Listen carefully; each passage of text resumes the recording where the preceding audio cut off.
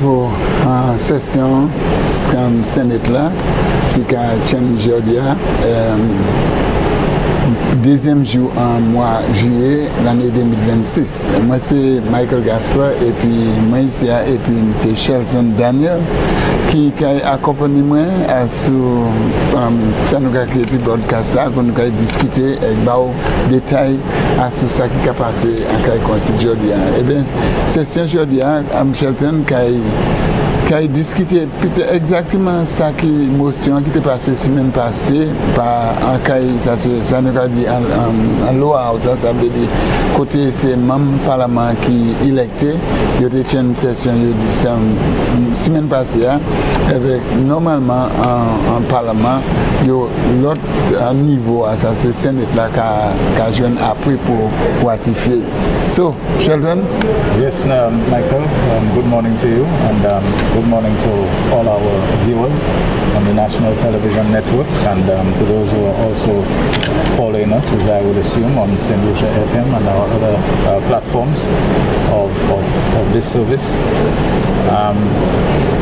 Today the Senate has a really heavy itinerary or agenda. The order paper is packed with, if I counted correctly, about 35 statutory instruments, 10 resolutions, and I mean we're talking about so many other bills.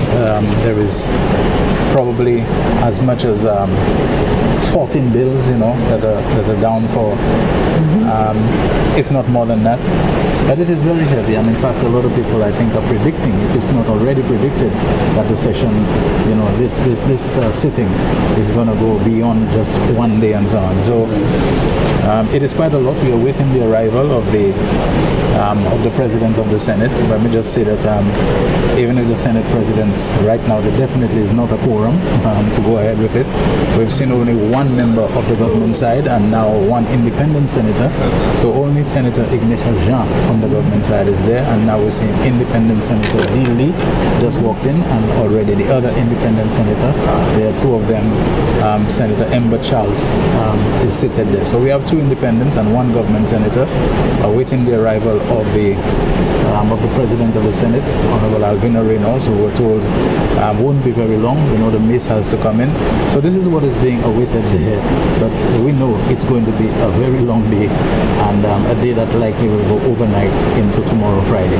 Michael. Exactement, Shelton.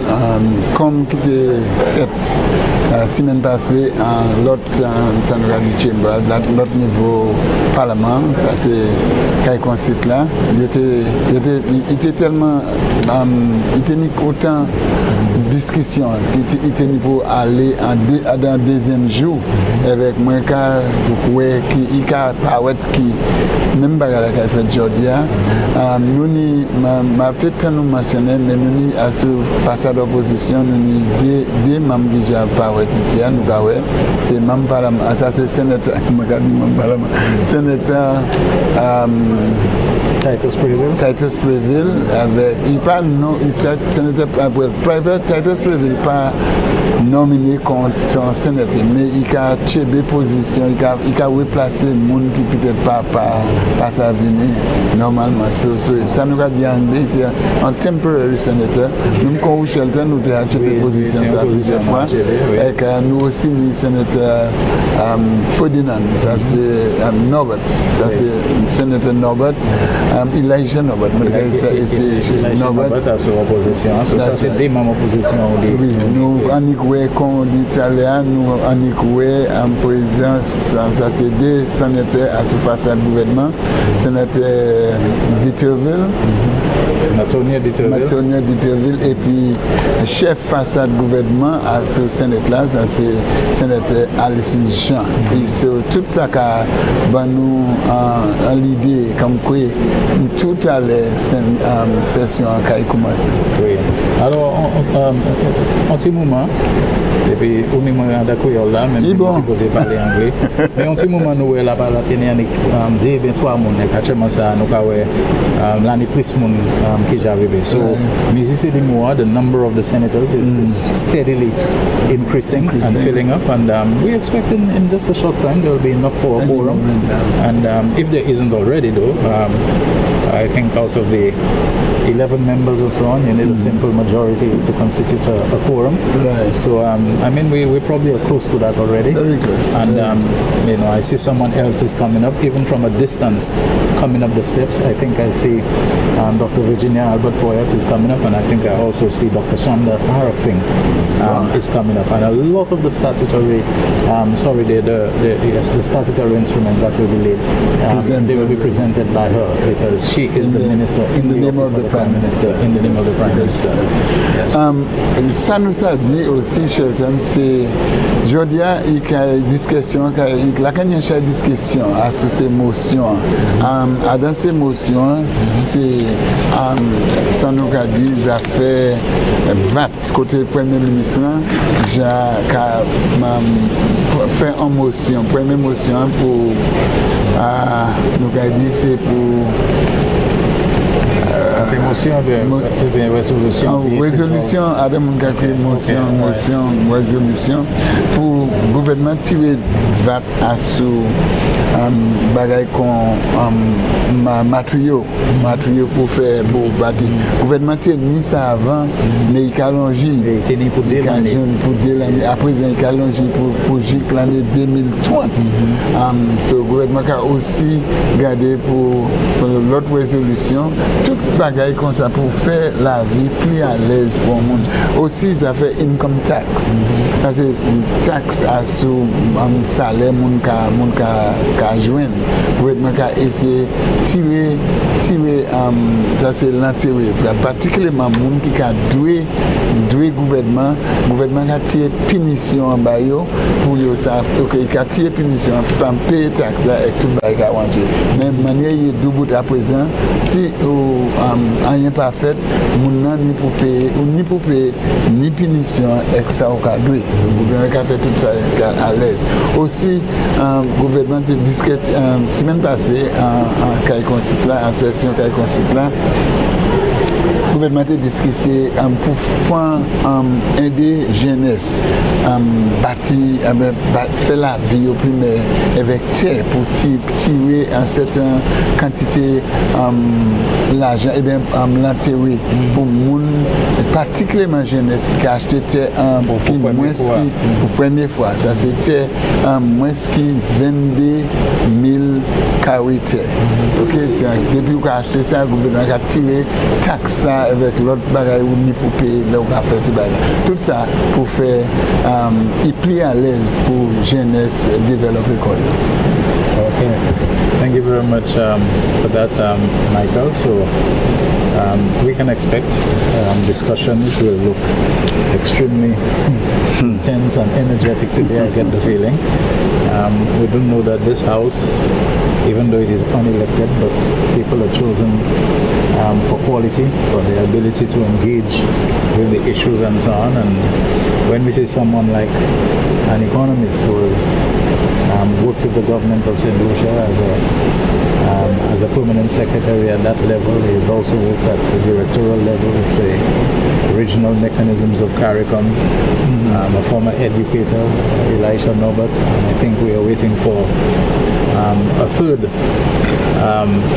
UWP. I'm not sure exactly who it will be, because where I see Dr. Titus Quayle sitting, it suggests that he is the leader of the for today. So the third person, we are still awaiting, and I think we can expect that there will be, if not fireworks, but certainly a very engaging, very stimulating debate today, and then we can really look forward to that. Dr. Shanda Haraksing, a minister without any specified portfolio, but a minister in the office of the Prime Minister.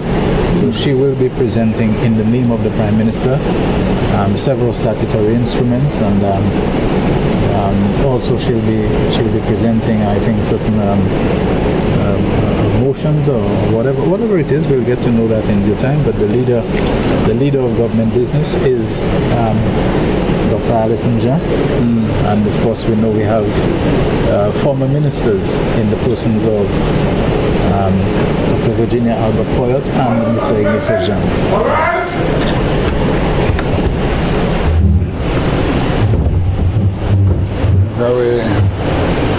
Station Poyot et puis Nestlé, ça a montré que tout à l'heure nous allons commencer cette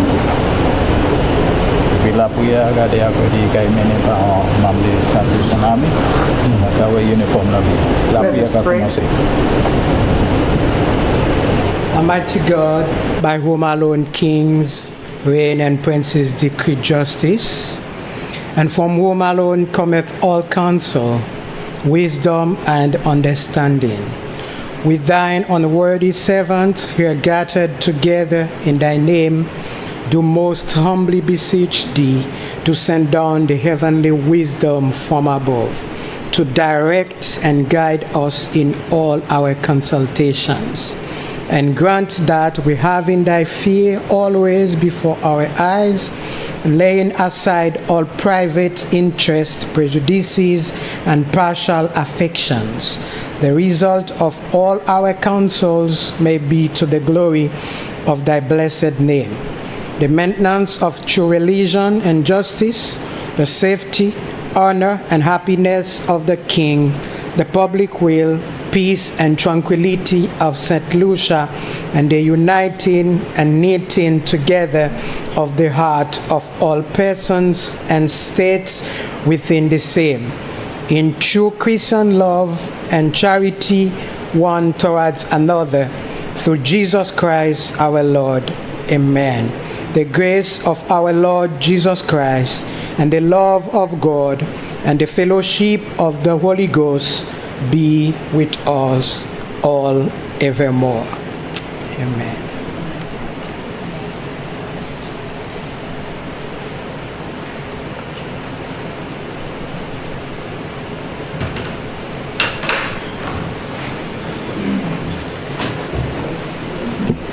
Thank you very much, Chaplain. Good morning, Senators. At this time, I would like to ask Madam Clerk to please administer the oath to the new Senators. Thank you.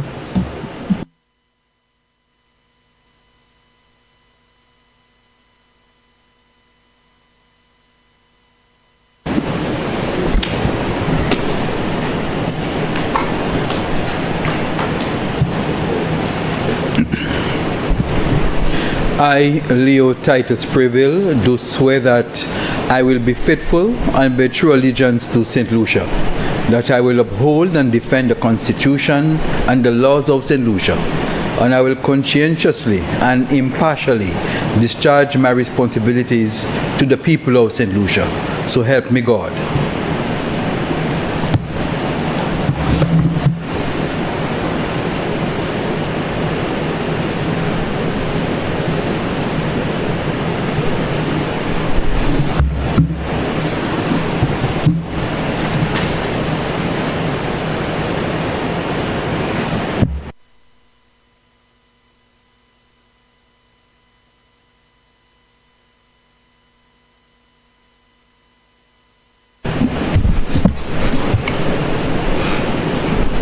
I, Dominic Frede. I, Dominic Frede, do swear that I will be faithful and bear true allegiance to St. Lucia, and that I will uphold and defend the Constitution and the laws of St. Lucia, and I will conscientiously and impartially discharge my responsibilities to the people of St. Lucia.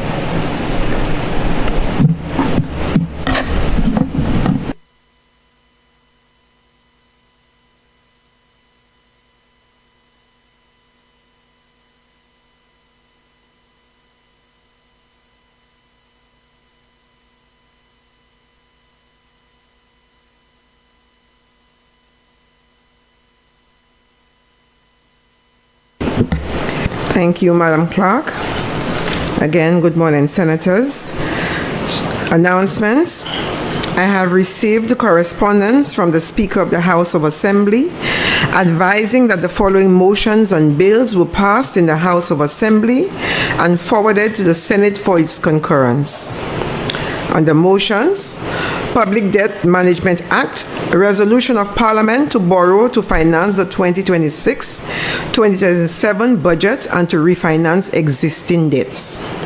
Public Finance Management Act, a resolution of Parliament to borrow for capital or current expenditure, Caribbean Resilient Renewable Energy Infrastructure Investment Facility Project. Public Finance Management Act, a resolution of Parliament to borrow for capital or current expenditure, additional financing for the Caribbean Digital Transformation Project. Public Finance Management Act, resolution of Parliament to borrow for capital or current expenditure, Caribbean Efficient and Green Energy Buildings Project. Public Finance Management Act, resolution of Parliament to borrow for capital or current expenditure, St. Lucia Urban Resilient Flood Investment Project. Public Finance Management Act, resolution of Parliament to borrow for capital or current expenditure, technical assistance, Sir Julian R. Hunt Highway and the Secondary Roads Improvement Preparation Project. Public Finance Management Act, resolution of Parliament to authorize the Minister of Finance to guarantee borrowing by the St. Lucia Air and Seaports Authority for the Technical Assistance Port Development Preparation Projection. Value Added Tax Act, resolution of the House of Assembly to approve the draft value added tax alteration of rate of interest number 2 order. Value Added Tax Act, resolution of Parliament to approve draft value added tax amendment of Schedule 1 order. Value Added Tax Act, resolution of Parliament to approve the draft value added tax alteration of rate of penalty number 2 order. On the bills, income tax amendment number 2. Automatic exchange of financial account information amendment. St. Lucia Tourism Authority amendment. Tourism Development Amendment, Regulated Substances Amendment, Regulated Substances Safety and Security of Radiation Sources, Electricity, Distribution and Price of Goods Amendment, Citizenship of St. Lucia Amendment, Crown Lands Amendment. I beg to announce that His Excellency, the Governor General, has been pleased to assent the following bill. Appropriation 2025-2026. I have received excuses from Senator Tommy Descott indicating that he would be out of state. I also received excuse from Senator Ferropolius. And as we speak of Senator Polius, I extend on your behalf sincere condolences to Senator Angelina Ferropolius on the passing of her uncle. In addition, Senator Polius has asked for our prayers on behalf of her nephew who has been diagnosed with a very acute illness. So we send out prayers and best wishes and strength and courage to Senator at this time. And in the light, I welcome Senator Titus Previll and Senator Dominic Fady. Extend congratulations to the following: our Leader of Government Business, Senator Alison Jean, on her completion of the CPA Advanced Professional Development and Skill-Based Residency Program, which was held in Darwin, Australia from June 22nd to 26th this year. Senator Jean and Deputy Speaker Honorable Alfred Prosper were selected to participate in this program after their successful completion of the required number of CPA courses. Also, congratulations to Senator Ember Charles, who represented our Parliament at the CPA UK UNESCO Caribbean AI workshop in Anguilla, which was held from June 21st to 24th, 2026. And Deputy President Senator Dilly, who participated in the CPA Small Branches Workshop, which was held in the Maldives from 27th to 29th April 2026. I extend thanks to all senators who attended and participated in our post-election seminar, which was held on the 13th to 15th of May. I trust it was a good learning experience for all of you. Tuesday, 30th June 2026, we celebrated International Day of Parliamentarianism. It is a day in which the United Nations and the IPU, International Parliamentary Union, highlight the fundamental role of parliaments in sustaining democratic representation.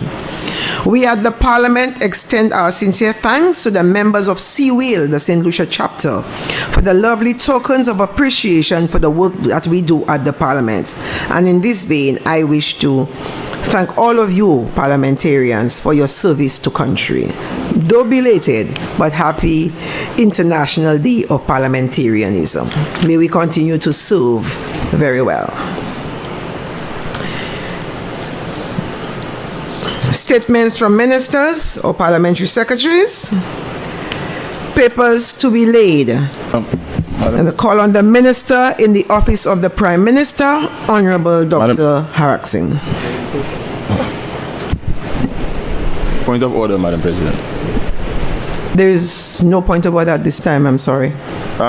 Madam President, Standing Order 12 provides that unless the Senate otherwise directs, the order of business shall include petitions, notice of motions, personal explanations, among other items. I respectfully note that those items, they do not appear on the order paper before us. All right? As I duly submitted a petition and a notice of motion. Senator, and yes, please take your seat. Yes, Madam President. I think and I know that the clerk has written to you and informed you that your petition and motion is before me. The presiding officer will decide when, if appropriate, that the motion will appear on the order paper. It is not on the order paper means that the presiding officer has decided that it's not quite appropriate to appear here. So until such time that it is appropriate, we will not have it, and there is no point of order. Thank you, Madam President. I respect your ruling, but I would appreciate... Please take your seat. I respect your ruling, Madam President.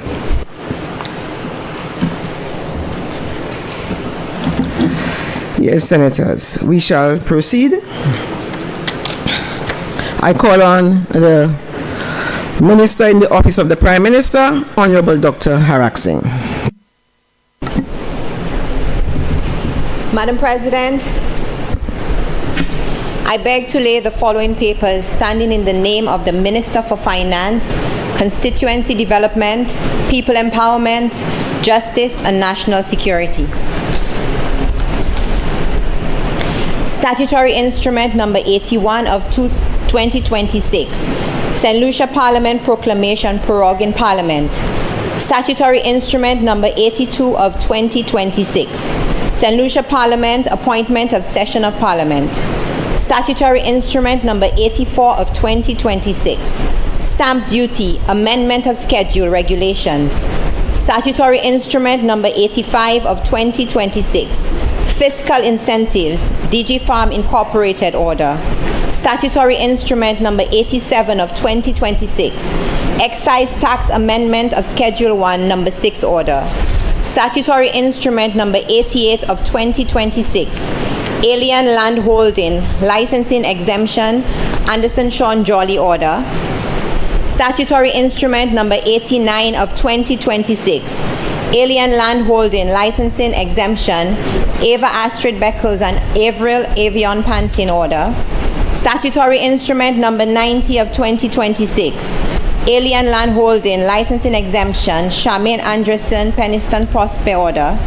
Statutory Instrument Number 91 of 2026, Alien Land Holding Licensing Exemption, Michael Cedric Saunders Order. Statutory Instrument Number 92 of 2026, Alien Land Holding Licensing Exemption, Karen Cecilia Saunders and Patrick Anthony Saunders Order. Statutory Instrument Number 93 of 2026, Public Finance Management Contingencies Fund Regulations. Statutory Instrument Number 94 of 2026, Legal Profession Eligibility, Dove Asher Morris Order. Statutory Instrument Number 96 of 2026, Public Debt Management Regulations. Statutory Instrument Number 98 of 2026, Excise Tax Amendment of Schedule 1, Number 7 Order. Statutory Instrument Number 99 of 2026, Criminal Records Rehabilitation of Offenders Regulations. Statutory Instrument Number 100 of 2026, Criminal Records Rehabilitation of Offenders Amendment of Schedules 1 and 2 Order. Statutory Instrument Number 101 of 2026, Stamp Duty Amendment of Schedule Number 2 Regulations. Statutory Instrument Number 102 of 2026, Alien Land Holding Licensing Exemption, Roger Michael Kalu Order. Statutory Instrument Number 105 of 2026, Alien Land Holding Licensing Exemption, Sharon Anne-Marie Fagan Order. Statutory Instrument Number 109 of 2026, Excise Tax Amendment of Schedule 1, Number 8 Order. Statutory Instrument Number 111 of 2026, Alien Land Holding Licensing Exemption, Lennox Joseph Cush, Simone Yonetta Cush, and Saleh Thulani Cush Order. Statutory Instrument Number 112 of 2026, Income Tax Exemption Order. Statutory Instrument Number 113 of 2026, Income Tax Exemption Number 2 Order. Statutory Instrument Number 114 of 2026, Special Development Areas Amendment of Schedule 1 Order. Madam President, I beg to lay the following papers standing in the name of the Minister for Tourism, Commerce, Investment, Creative Industries, Culture and Heritage. Statutory Instrument Number 86 of 2026, Price Control Amendment Number 6 Order.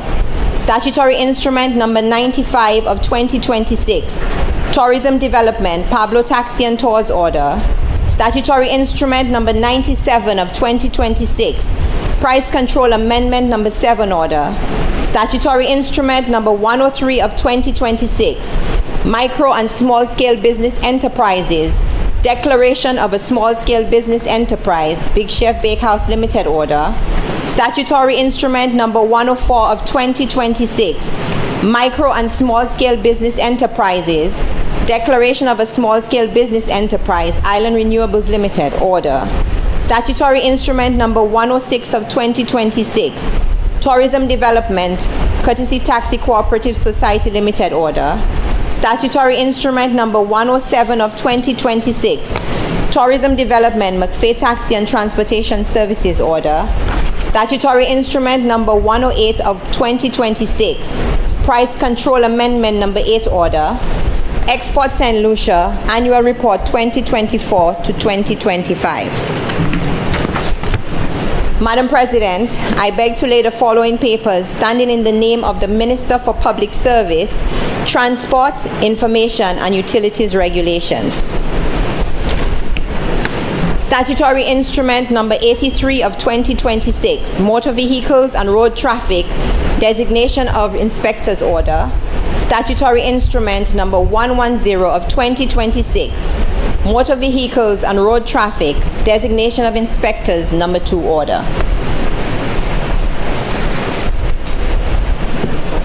Motions. Leader of Government Business.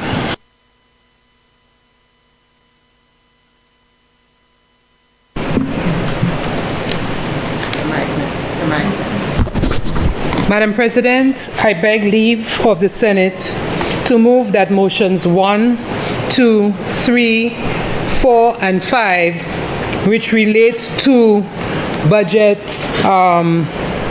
budget financing be consolidated and presented together for the consideration of the Senate. Senators, the question is that motions 1, 2, 3, 4, and 5, which relate to budget financing, be consolidated and presented together for the consideration of the Senate. I now put the question. As many as are of that opinion, say aye. Aye. As many as have a contrary opinion, say no. No, Madam President.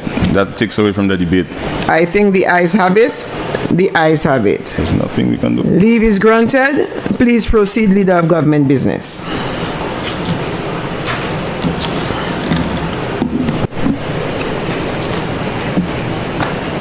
Whereas it is provided under Section 23(1) of the Public Debt Management Act, Chapter 15.45, the Act, that the Minister of Finance is the sole borrowing agent for the government and may, in order to meet the fiscal requirements of government, borrow by way of loans and government securities, and whereas it is further provided under Section 32(1) of the Act that the Minister of Finance may, by resolution of Parliament, raise money by the issue of Treasury bonds and Treasury notes in and outside St. Lucia to meet the fiscal requirements for government borrowing under Section 23 of the Act. And whereas the Minister of Finance considers it necessary to raise money by the issue of Treasury bonds as follows: the issuance of 49.5 million EC dollars for financing the 2026-2027 budget cycle at interest rates up to a maximum of 7%, and the refinancing of 856 million EC dollars in existing Treasury bonds and Treasury bills through the issuance of Treasury bonds on the regional government securities market and by private placements at interest rates up to a maximum of 5%. Be it resolved that Parliament authorizes the Minister of Finance to raise money by the issue of Treasury bonds as follows: A, the issuance of 49.7 million EC dollars for financing the 2026-2027 budget cycle at interest rates up to a maximum of 7%, and B, the refinancing of 856 million EC dollars in existing Treasury bonds and Treasury bills through the issuance of Treasury bonds on the regional government securities market and by private placements at interest rates up to a maximum of 7%. Resolution number 2. Whereas it is provided under Section 63(1) of the Public Finance Management Act, Chapter 15.01, the Act, that the Minister of Finance may, by an affirmative resolution of Parliament, borrow from a bank or other institution for the capital or current expenditure of government, and whereas it is further provided under Section 64 of the Act that money borrowed by the government must be paid into and form part of the consolidated fund, and whereas the Minister of Finance considers it necessary to borrow an amount of $37,750,000 US dollars, the loan, from the International Development Association, the association, to finance the Caribbean Resilient Renewable Energy Infrastructure Investment Facility project, and whereas the loan comprises A credit of US $29,100,000 from the association credit, B, a loan of $6,600,000 US dollars from the association, acting as the implementing entity of the Clean Technology Fund, the fund loan. C, financing of US $1,990,000 from the association, acting as the administrator of the Canada Clean Energy and Forest Climate Facility Single Donor Trust Fund, the trust fund financing. And whereas in the case of the association credit, the maximum commitment charge is 0.5% per annum on the unwithdrawn financing balance. B, the service charge is the sum of 3/4 of 1% per annum plus the basis adjustment to the service charge on the withdrawn credit balance. C, the loan is repayable in The loan is repayable in 40 years, commencing from the date of approval of the association credit by the board of the association, inclusive of a grace period of 10 years. D, the loan is repayable in semi-annual installments on the first day of March and the first day of September of each year after the grace period. And whereas in the case of the fund loan, A, the management fee is 0.45%. The service charge is 1/4 of 1% per annum on the withdrawn loan balance. C, the loan is repayable in 40 years commencing from the date of approval of the fund loan by the board of the association, inclusive of a grace period of 10 years. D, the loan is repayable in semi-annual installments on the first day of March and the first day of September of each year after the grace period. And whereas in the case of the trust fund financing, A, the loan is repayable in 20 years commencing from the date of approval of the trust fund financing by the board of the association, inclusive of a grace period of 5 years. And B, the loan is repayable in semi-annual installments on the first day of March and the first day of September of each year after the grace period. Be it resolved that Parliament authorizes the Minister of Finance to borrow an amount of $37,750,000 from the International Development Association, the association, to finance the Caribbean Resilient Renewable Energy Infrastructure Investment Facility project. Be it further resolved that the loan comprises a credit of $29,100,000 from the association credit. B, a loan of $6,660,000 from the association, acting as the implementing entity of the Clean Technology Fund, the fund loan. Financing, C, financing of $1,990,000 from the association, acting as the administrator of the Canada Clean Energy and Forest Climate Facility Single Door Trust Fund, the trust fund financing. Be it further resolved that in the case of the association credit, the maximum commitment charge is 0.5% per annum on the unwithdrawn financing balance. The service charge is the sum of 3/4 of 1% per annum plus the basis adjustment to the service charge on the withdrawn credit balance. The loan is repayable in 40 years commencing from the date of approval of the association credit by the board of the association, inclusive of a grace period of 10 years. The loan is repayable in semi-annual installments on the first day of March and the first day of September of each year after the grace period.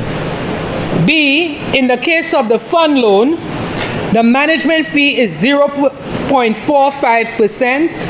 The service charge is 1/4 of 1% per annum on the withdrawn credit balance.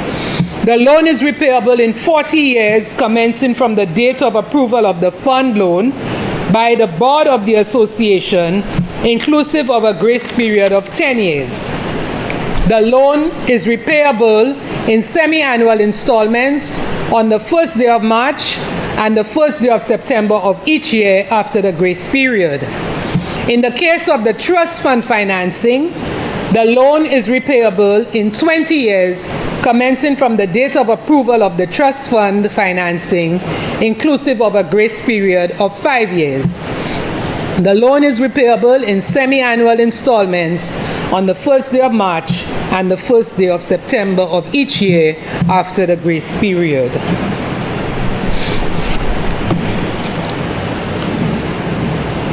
Resolution number 3.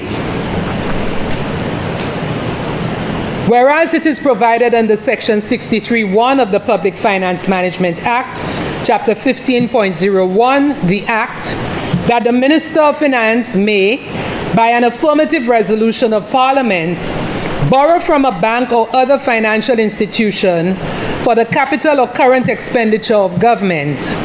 And whereas it is further provided under Section 64 of the Act, that money borrowed by the government must be paid into and form part of the consolidated fund.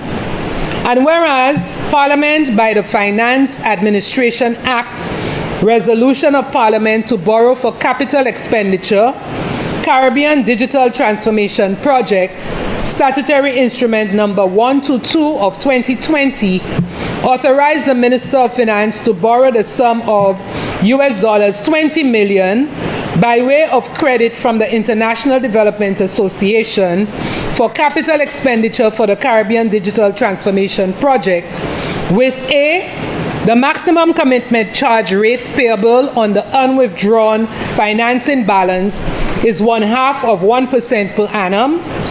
The service charge payable on the withdrawn credit balance, that is equal to the greater of the sum of 0.75% per annum, plus the basis adjustment to the service charge, and 0.75% per annum. C, the loan to be repaid in 40 years, commencing from the date of first disbursement of the loan, inclusive of a 10-year grace period. D, the principal amount of the loan to be repaid on each 15th day of April and 15th day of October at a rate of 1% of the loan amount commencing on the 15th day of October 2030 to the 15th day of April 2040, and 2% of the loan amount commencing on the 15th day of October 2040 to the 15th day of October 2060. And whereas the Minister of Finance considers it necessary to borrow an additional sum of $567,044 by way of credit from the International Development Association for capital expenditure for the Caribbean Digital Transformation Project. And whereas the maximum commitment charge rate payable on the unwithdrawn financing balance is 0.5% per annum. And whereas the service charge is payable on the unwithdrawn credit balance that is equal to the greater of the sum of 0.75% per annum, plus the basis adjustment to the service charge, and 0.75% per annum. And whereas the loan is repayable in 40 years, commencing from the date of disbursement of the loan, inclusive of a 10-year grace period. And whereas the principal amount of the loan is repayable on each 15th day of April and 15th day of October at a rate of 1% of the loan amount, commencing on the 15th day of April 2035 to the 15th day of April 2045. 2% of the loan amount commencing on the 15th day of October 2045 to 15th day of April 2065. Be it resolved that Parliament authorizes the Minister of Finance to borrow an additional sum of $567,044 from the International Development Association for capital expenditure for the Caribbean Digital Transformation Project. Be it further resolved that the maximum commitment charge rate payable on the unwithdrawn financing balance is 0.5% per annum. B, the service charges payable on the unwithdrawn credit balance that is equal to the greater of the sum of 3/4 of 1% per annum plus the basis adjustment to the service charge and 3/4 of 1% per annum. C. The loan is repayable in 40 years commencing from the date of disbursement of the loan, inclusive of a 10-year grace period. And D. The principal amount of the loan is repayable on each 15th day of April and 15th day of October at a rate of 1% of the loan amount commencing on the 15th day of April 2035 and the 15th day of April 2045, and 2% of the loan amount commencing on the 15th day of October 2045 to the 15th day of April 2065.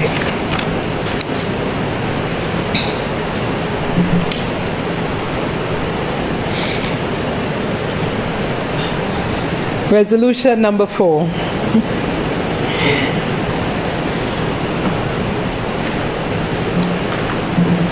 Whereas it is provided under Section 63(1)(a) of the Finance Management Act, Chapter 15.01, the Act, that the Minister of Finance may, by an affirmative resolution of Parliament, borrow from a bank or other financial institution for the capital or current expenditure of government, and whereas it is further provided under Section 64 of the Act, that money borrowed by the government must be paid into and form part of the consolidated fund, and whether the Minister of Finance considers it necessary to borrow an amount equivalent to 22,900,000 special drawing rights, the loan, from the International Development Association to finance the Caribbean Efficient and Green Energy Buildings Project.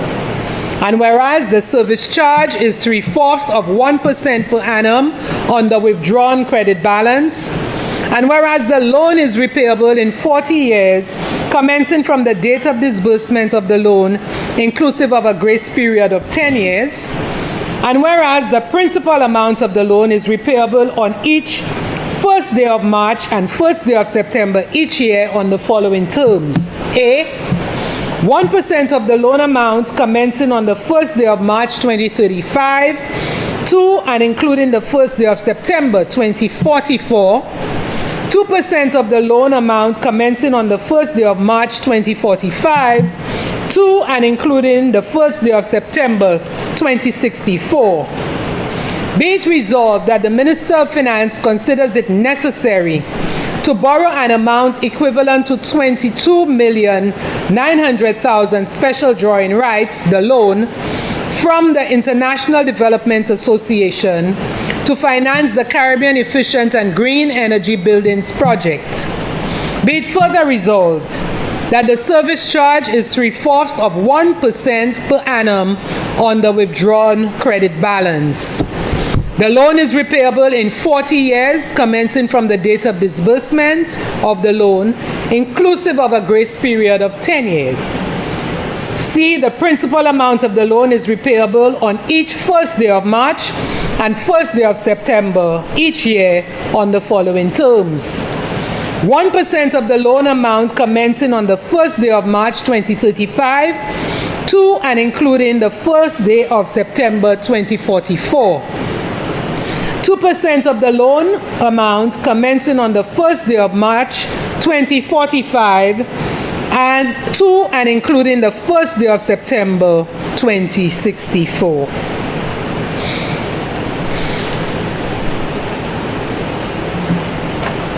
Resolution number 5. Whereas it is provided under Section 63(1)(a) of the Public Finance Management Act, Chapter 15.01, the Act, that the Minister of Finance may, by an affirmative resolution of Parliament, borrow from a bank or other financial institution for the capital or current expenditure of government, and whereas it is further provided under Section 64 of the Act that money borrowed by the government must be paid into and form part of the consolidated fund, and whereas the Minister of Finance considers it necessary to borrow an amount of special drawing rights, SDR, $18,500,000, the loan, I'll say that again, special drawing rights, SDR, $18,500,000, the loan, equivalent to approximately US dollars 25 million from the International Development Association to finance the St. Lucia Urban Resilient Flood Investment Project.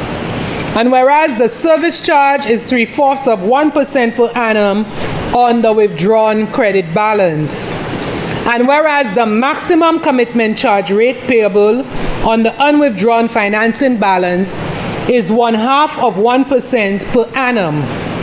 And whereas the principal amount of the loan is repayable on each first day of March and first day of September, commencing after the end of the 10-year grace period at a rate of 1% of the loan amount commencing on the first day of March 2036 to the first day of September 2045, and 2% of the loan amount commencing on the first day of March 2046 to the first day of September 2065.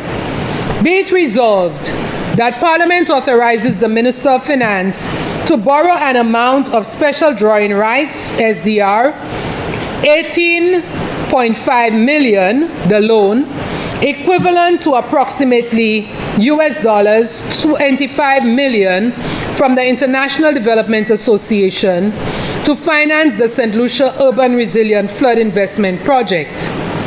Be it further resolved that A, the service charge is 0.75% per annum on the withdrawn credit balance. B, the maximum commitment charge rate payable on the unwithdrawn financing balance is 0.5% per annum.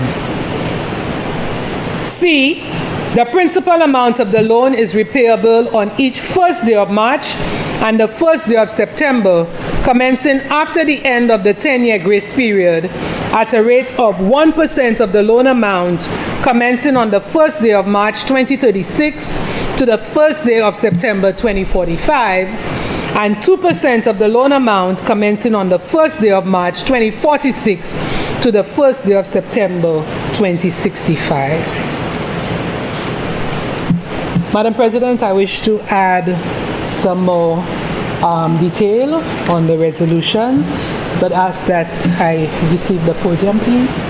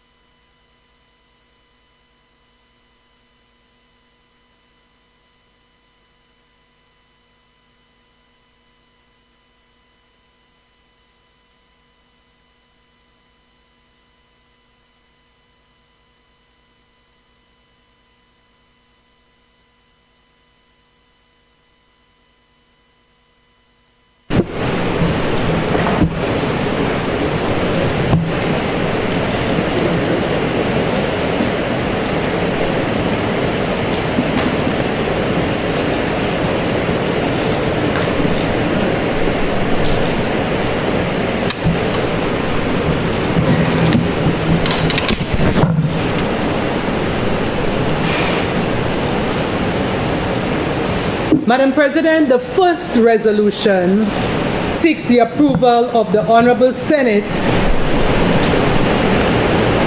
for the Government of St. Lucia to borrow a total of EC $905.5 million for the 2026-2027 fiscal year. This request is a deliberate and responsible step in advancing the Prime Minister's vision for a stronger, more resilient, and more inclusive St. Lucia.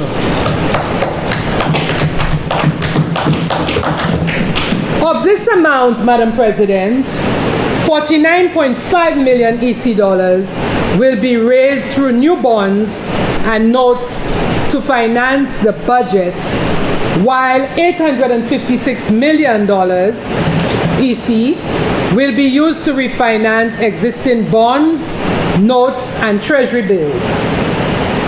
The proposed borrowing forms part of the government's prudent debt management strategy designed to ensure continuity of financing, reduce rollover risk, lengthen the maturity profile of public debt, and maintain investor confidence in government securities. It is presented within the context of an EC $2.189 billion budget that balances fiscal discipline with targeted investment in the national priorities that matter most to the people of St. Lucia. Madam President, you would recall that the Prime Minister and Minister of Finance, in his budget policy address at page 69, set out a clear fiscal and development framework for the country. The 2026-27 budget totals $2.189 billion EC dollars, comprising of recurrent expenditure of $1.750 million, capital expenditure of $298.6 million EC dollars, and principal repayments of EC $140 million. This allocation reflects a careful balance between meeting today's obligations and investing in the foundations for tomorrow's growth.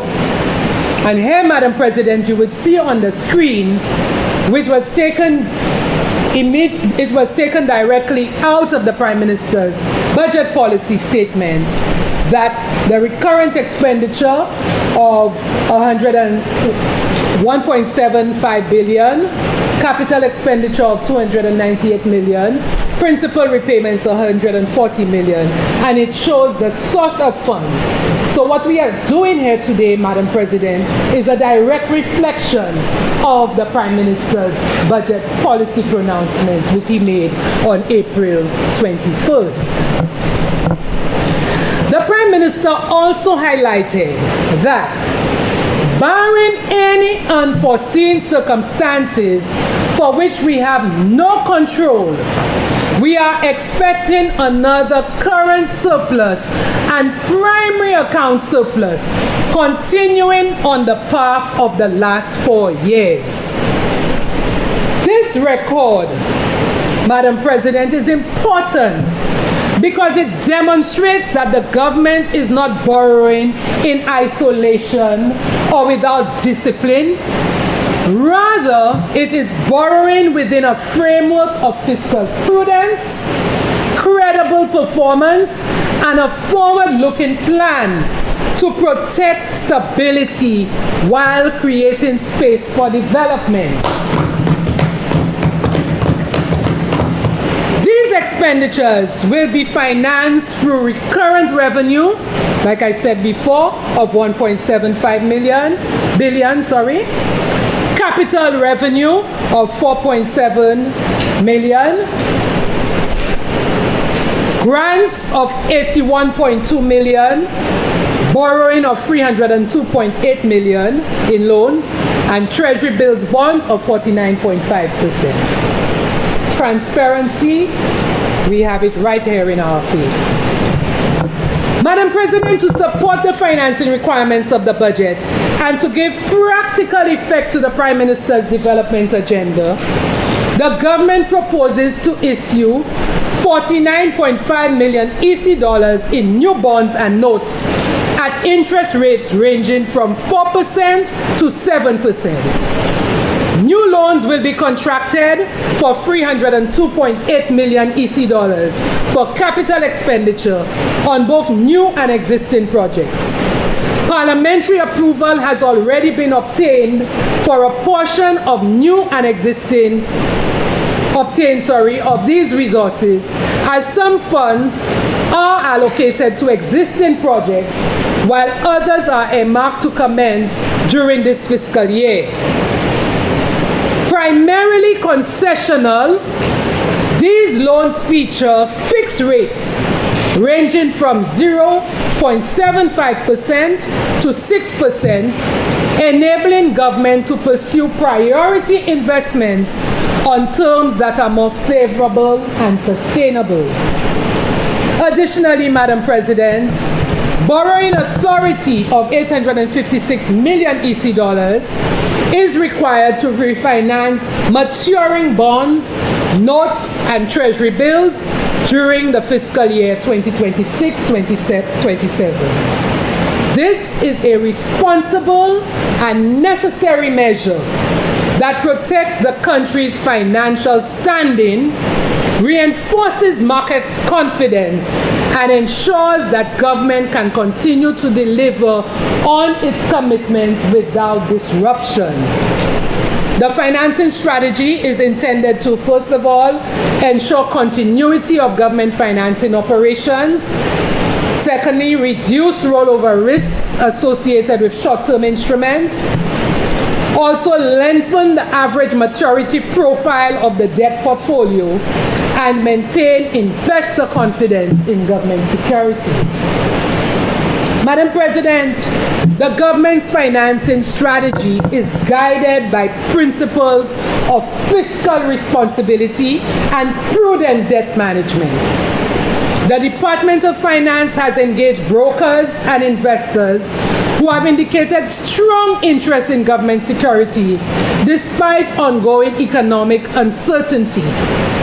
The financing component includes approximately 667 million EC dollars for maturing bonds with tenors ranging from 2 to 10 years, and approximately 189 million to refinance treasury bills into longer-term bonds.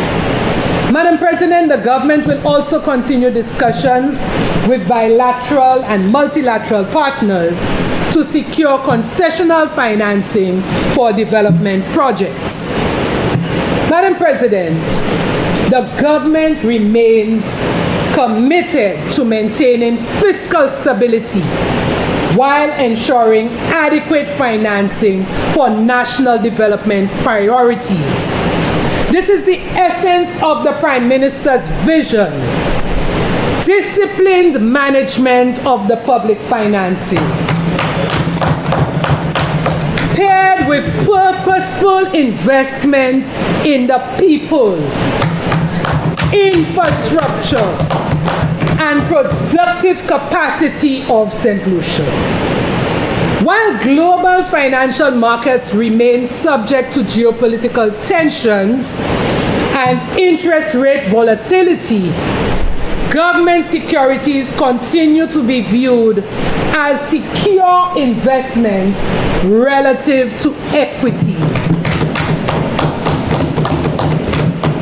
Investor sentiment remains positive, and the government is confident that the financial year 2026-27 borrowing requirements can be met. In fiscal year 2025-2026, Madam President, the government successfully raised $334 million in new debt financing and achieved 100% rollover of maturing bonds and treasury bills.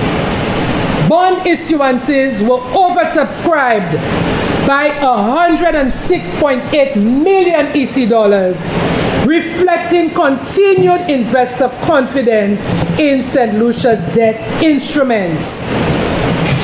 Madam President, although St. Lucia's debt to GDP ratio is projected at 76.5% in 2026, above the ECCU benchmark of 60%, the ratio has stabilized following the pandemic period.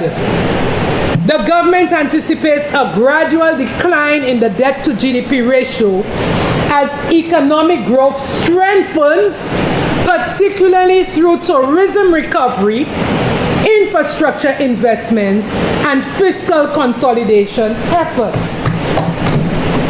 This trajectory reflects a government that is facing its obligations honestly, managing risk carefully, measured, and using financing strategically to support growth rather than postpone responsibility.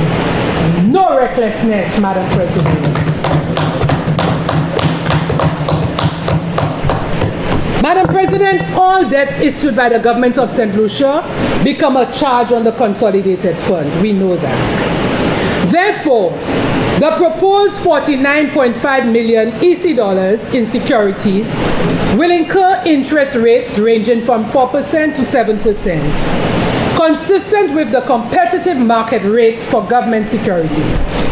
Current interest payments on outstanding debt are projected at EC 251 million for fiscal year 2026-27, representing an increase of $18 million over the previous fiscal year. Accordingly, Madam President, I present this resolution to the Honorable Senate for approval. Its approval will allow the government to meet its financing obligations in an orderly manner, sustain investor confidence, and continue advancing the Prime Minister's vision of fiscally responsible, resilient, and development-focused St. Lucia. Approval is therefore sought to borrow EC 905.5 million in bonds as follows: 49.5 million for financing the 2026-2027 budget, and 856 million for refinancing of existing securities. I thank you on this one.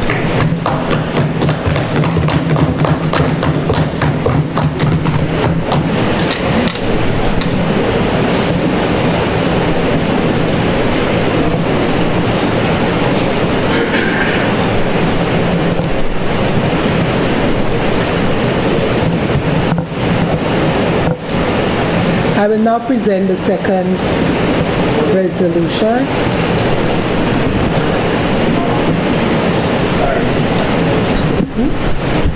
Madam President, just on a clarity, does this mean that the time has now increased for which we can now speak, since we have now combined several motions? Is that correct? That's according to the standing order. As we proceed, we shall consider this. Okay. All right. Thank you, Madam President.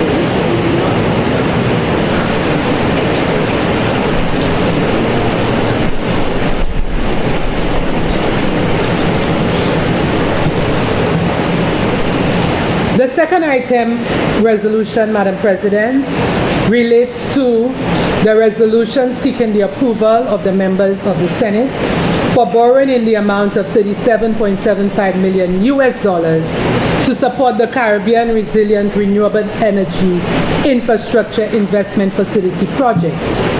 This financing comprises One, a proposed credit of $29.1 million from the US dollars from the International Development Association, IDA. Two, a proposed loan of $6.6 million US from the Clean Technology Fund. And three, financing of $1.99 million US from the Canada Clean Energy and Forest Climate Facility Single Door Trust Fund.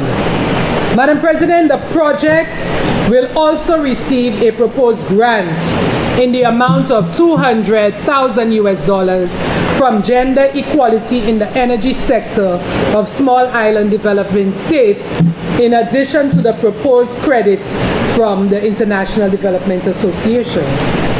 Madam President, the Prime Minister and Minister of Finance, in his 2026-2027 Budget Policy Address of April 21st, 2026 at page 38, stated that this is an initiative designed to transition the national energy sector from its heavy reliance on imported fossil fuels toward a sustainable low-carbon future.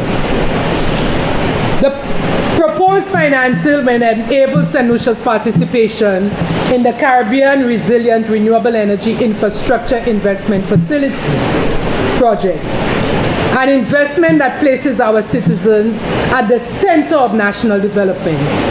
Its primary goal is to increase the share of renewable energy in the electricity mix and strengthen the resilience of energy infrastructure across St. Lucia and participating Caribbean countries, Grenada and St. Vincent and the Grenadines.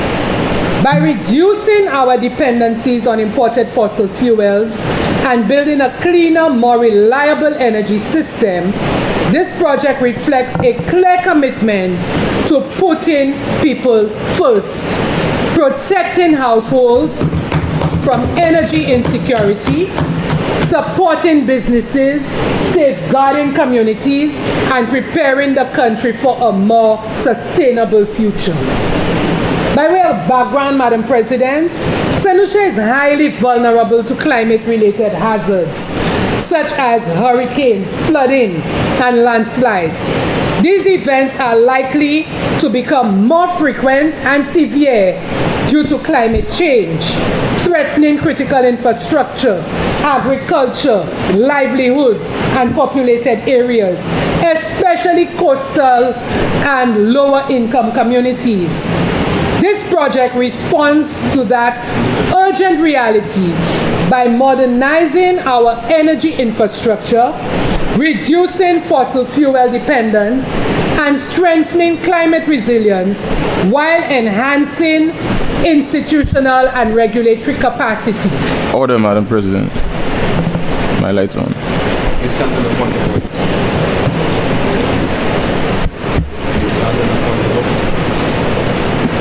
You have an issue? Yes, Madam President. I rise on a point of order. It's presenting a motion. You can't rise in the middle of a presentation of a motion. That's out of order. The explanatory notes. That's what she's presenting now, because she presented the motion and then she said she'd like to say some more about Senator, she presented on motion 1. She's now explaining motion number 2, resolution number 2.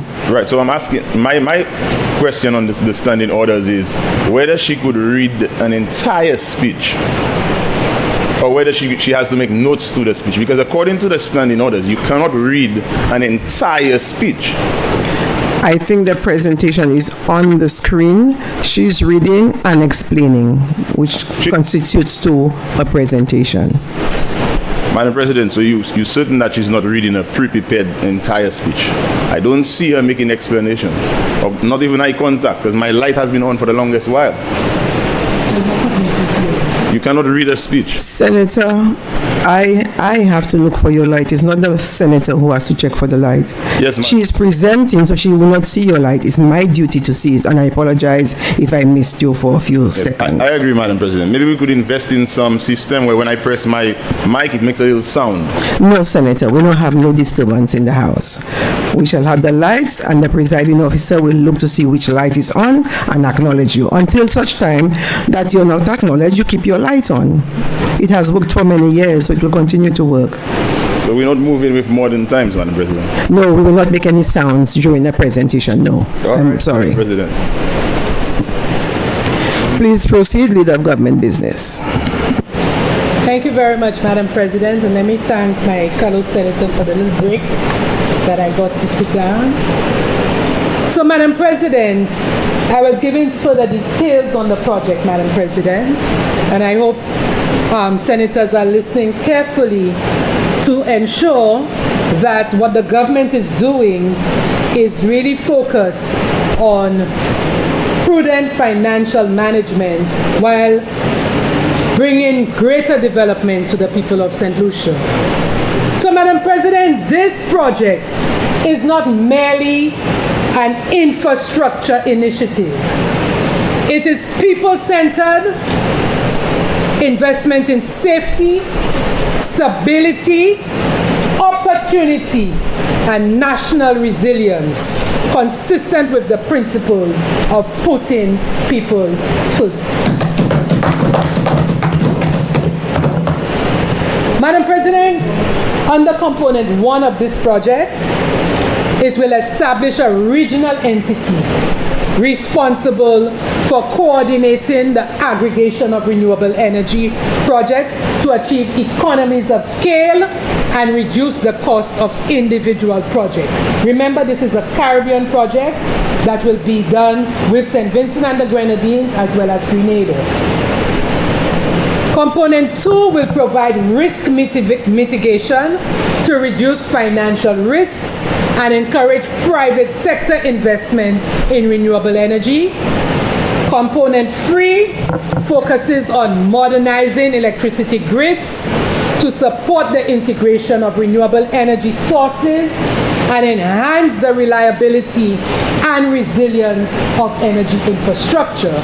And Component 4 will be available if needed to redeploy project resources in response to an emergency. So, Madam President, I have put up the financing details on the screen, and members may wish to have a look at it because it shows a breakdown of the terms and conditions of the financing, and that has already been disclosed in the resolution which I read. Madam President, this project will deliver tangible benefits for climate resilience, energy security, economic development, and social inclusion across St. Lucia and the wider Caribbean. Most importantly, it advances a practical agenda of putting people first by ensuring that families, communities, businesses, public institutions, and future generations are better protected from energy shocks, climate risks, and the rising cost of dependence on imported fossil fuels. Madam President, you will see that while we deliberate today, that the government's vision of achieving energy security and energy independence is all coming in as we will be debating the electricity bill later on, and we're seeing several projects that are related to the advancement of renewable energy in this country. So, Madam President, this project represents a strategic and necessary step toward transforming St. Lucia's energy landscape. It will improve infrastructure, accelerate the clean energy transition, enhance economic competitiveness, and build resilience to climate risks, while ensuring that the benefits of development reach the people who need them most. In that respect, Madam President, this resolution is not simply about financing. We need to look beyond it. It is about putting people first, protecting households, strengthening communities, creating opportunities, and securing a more resilient future for St. Lucia. I therefore respectfully request that the Honorable Senate consider this resolution.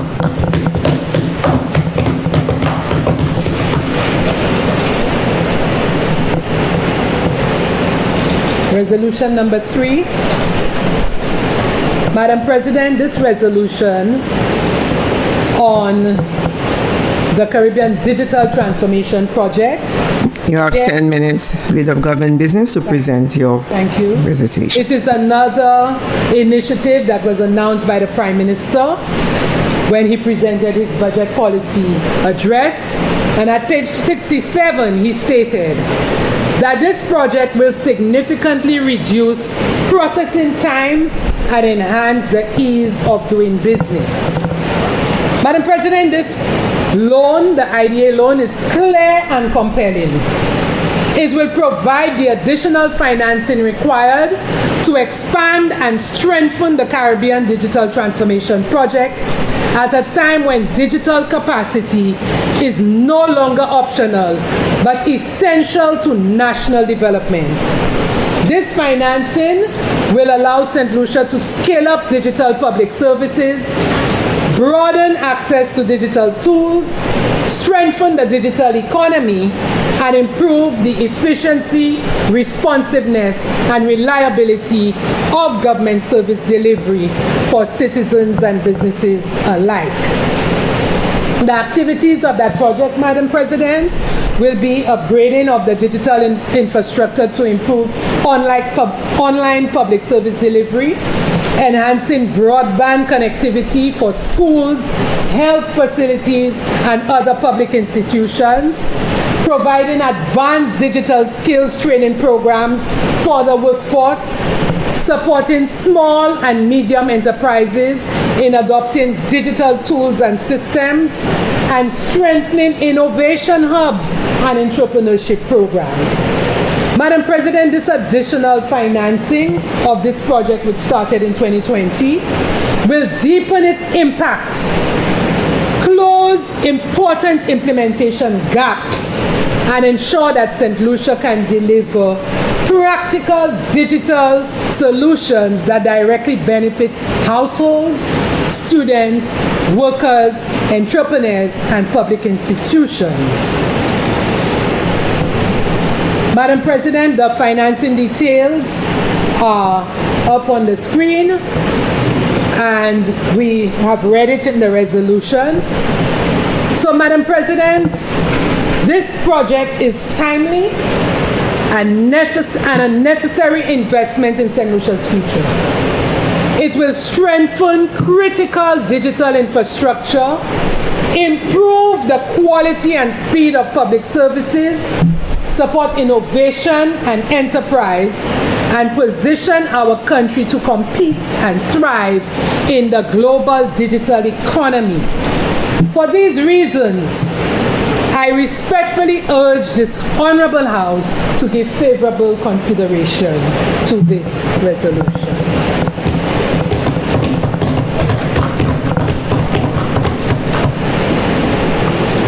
Resolution number 4 is on the Caribbean Efficient and Green Energy Buildings Project.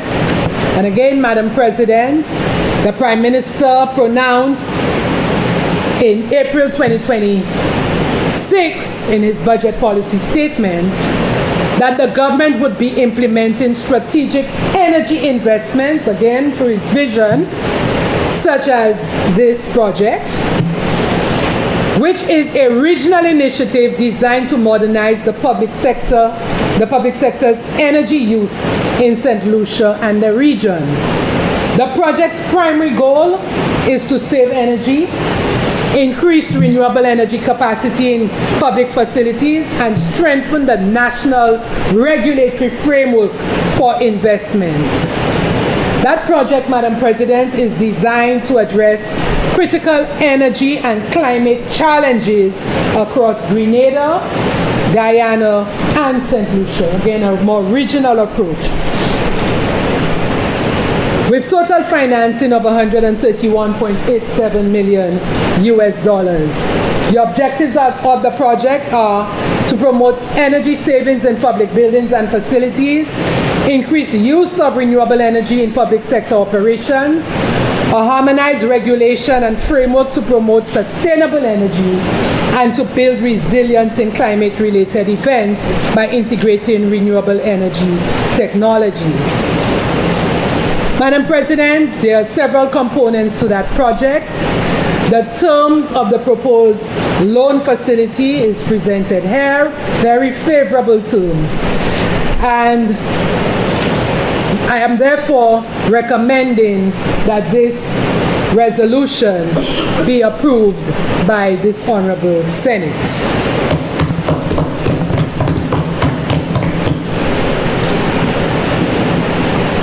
And Madam President, resolution number 5 is on St. Lucia's Urban Resilient Flood Investment Project. And the purpose of the loan, Madam President, this project is not merely a request to borrow. It is an appeal to invest wisely in the safety, dignity, and economic future of our people. It reflects the Prime Minister's clear vision for a St. Lucia that is more resilient, better prepared, and more capable of protecting lives, livelihoods, public infrastructure, and national development gains from the growing threat of climate-related disasters. Madam President, the purpose of this proposed IDA financing is to deliver a comprehensive program of flood risk reduction, climate resilience, and disaster preparedness interventions in key urban and coastal communities. This financing will support practical, structural, and institutional measures to reduce the impacts of intense rainfall, storm surges, and riverine flooding in vulnerable areas of Castries and ancillary. Madam President, may I ask Master Control not to move the slides, please? Thank you. So, Madam President, St. Lucia's vulnerability is not theoretical. We face it every day. Our steep terrain, our densely settled coastal communities, and exposure to hurricanes, storm surge, and flash flooding place our citizens and our economy at continuing risk. We remember the scale of destruction caused by Hurricane Thomas in 2010, Madam President. I was there. Unfortunately, or fortunately for me, I was in the Ministry of Infrastructure and had to respond to the devastation that our country sustained by Hurricane Thomas. Just 3 years afterwards, we faced an unexpected trough system on Christmas Eve in 2013. Events that disrupted households, damaged infrastructure, and imposed heavy costs on our national economy. Madam President, nearly 60% of St. Lucia's population lives in low-lying coastal zones where many of our homes, businesses, roads, schools, tourism assets, and public services are concentrated. When these areas flood, the consequences are felt not only by individual communities, but by the entire nation. This is why the Prime Minister has consistently advanced a practical vision of climate adaptation, one that links resilient infrastructure, stronger public systems, access to climate finance, protection of water and natural resources, and community-level preparedness. This project gives concrete expansion to this vision. Madam President, there are 4 components to this project: institutional and system strengthening, enhancement of critical flood risk reduction infrastructure, project management, and coordination. 3 components, sorry. And the loan is financed, as I read in the resolution. Madam President, the benefits of this project are compelling and national in scope. This project aligns directly with the Prime Minister's vision of a resilient, inclusive, and forward-looking St. Lucia, one that uses climate finance strategically, protects communities before disaster strikes, and turns vulnerability into preparedness. In conclusion, Madam President, this resolution asks us to choose preparedness over reaction, resilience over vulnerability, and responsible investment over future loss. The St. Lucia Urban Resilient Flood Investment Project is essential to reducing the impacts of intense rainfall, storm surge, and riverine flooding in vulnerable areas of our country. It is practical, affordable, timely, and aligned with the Prime Minister's vision for a safer, stronger, and more climate resilient St. Lucia. I therefore respectfully request that this Honorable Senate support this resolution.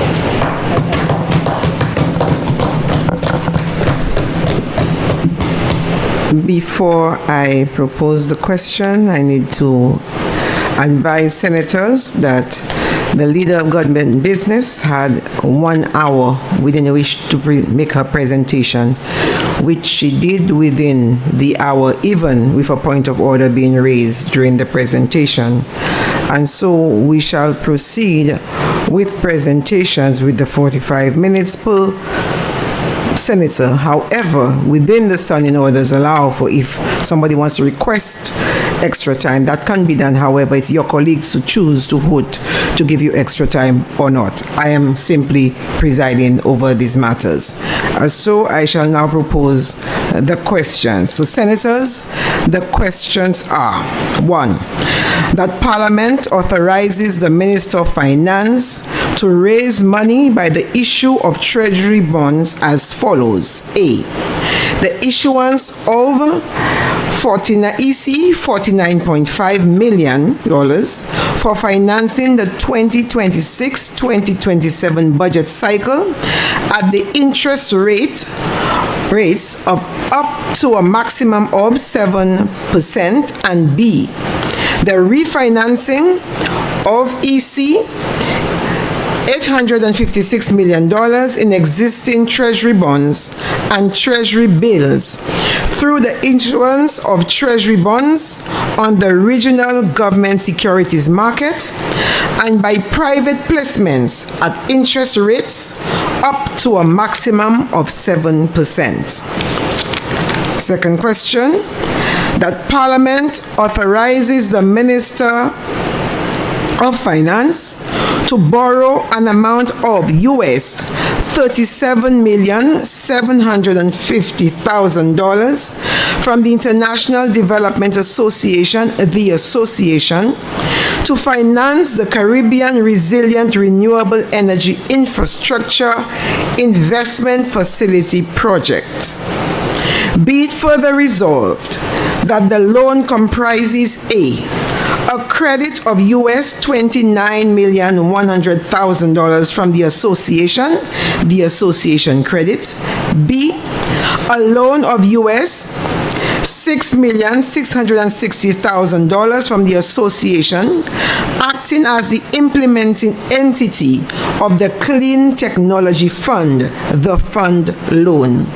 C, financing of $1,990,000 from the association, acting as the administrator of the Canada Clean Energy and the Forest Climate Facility Single Donor Trust Fund, the trust fund financing. Be it further resolved that A, in the case of the association credit, 1, Roman numeral, the maximum commitment charge is 1/2 of 1% per annum on the withdrawn financing balance, Roman numeral 2. The service charge is the sum of 3/4 of 1% per annum plus the basis adjustment to the service charge on the withdrawn credit balance. Roman numeral 3. The loan is repayable in 40 years, commencing from the date of approval of the association credit by the board of the association, inclusive of a grace period of 10 years. Roman numeral 4. The loan is repayable in semi-annual installments on the first day of March and the first day of September of each year after the grace period. B. In the case of the fund loan, Roman numeral 1, the management fee is 0.45%. 2. The service charge is 1/4 of 1% per annum on the withdrawn credit balance. 3. The loan is repayable in 40 years, commencing from the date of approval of the fund loan by the board of the association, inclusive of a grace period of 10 years. And 4, the loan is repayable in semi-annual installments on the first day of March and the first day of September of each year after the grace period. And C, in the case of the trust fund financing, Roman numeral 1, the loan is repayable in 20 years, commencing from the date of approval of the trust fund financing, inclusive of a grace period of 5 years. And 2, the loan is repayable in semi-annual installments on the first day of March and the first day of September of each year after the grace period. The third question is that Parliament authorizes the Minister of Finance to borrow an additional sum of US $5,567,044 from the International Development Association for the capital expenditure for the Caribbean Digital Transformation Project. Be it further resolved that A, the maximum commitment charge rate payable on the unwithdrawn financing balance is 1/2 of 1% per annum. B, the service charge is payable on the withdrawn credit balance that is equal to the greater of Roman numeral 1, the sum of 3/4 of 1% per annum plus the basis adjustment to the service charge.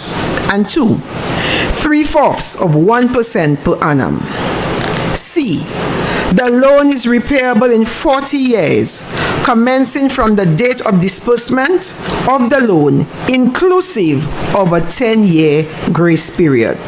And D, the principal amount of the loan is repayable on each 15th day of April and 15th day of October at a rate of Roman numeral 1, 1% of the loan amount, commencing on the 15th day of April 2035 to the 15th day of April 2045, and 2% of the loan amount commencing on the 15th day of October 2045 to the 15th day of April 2065.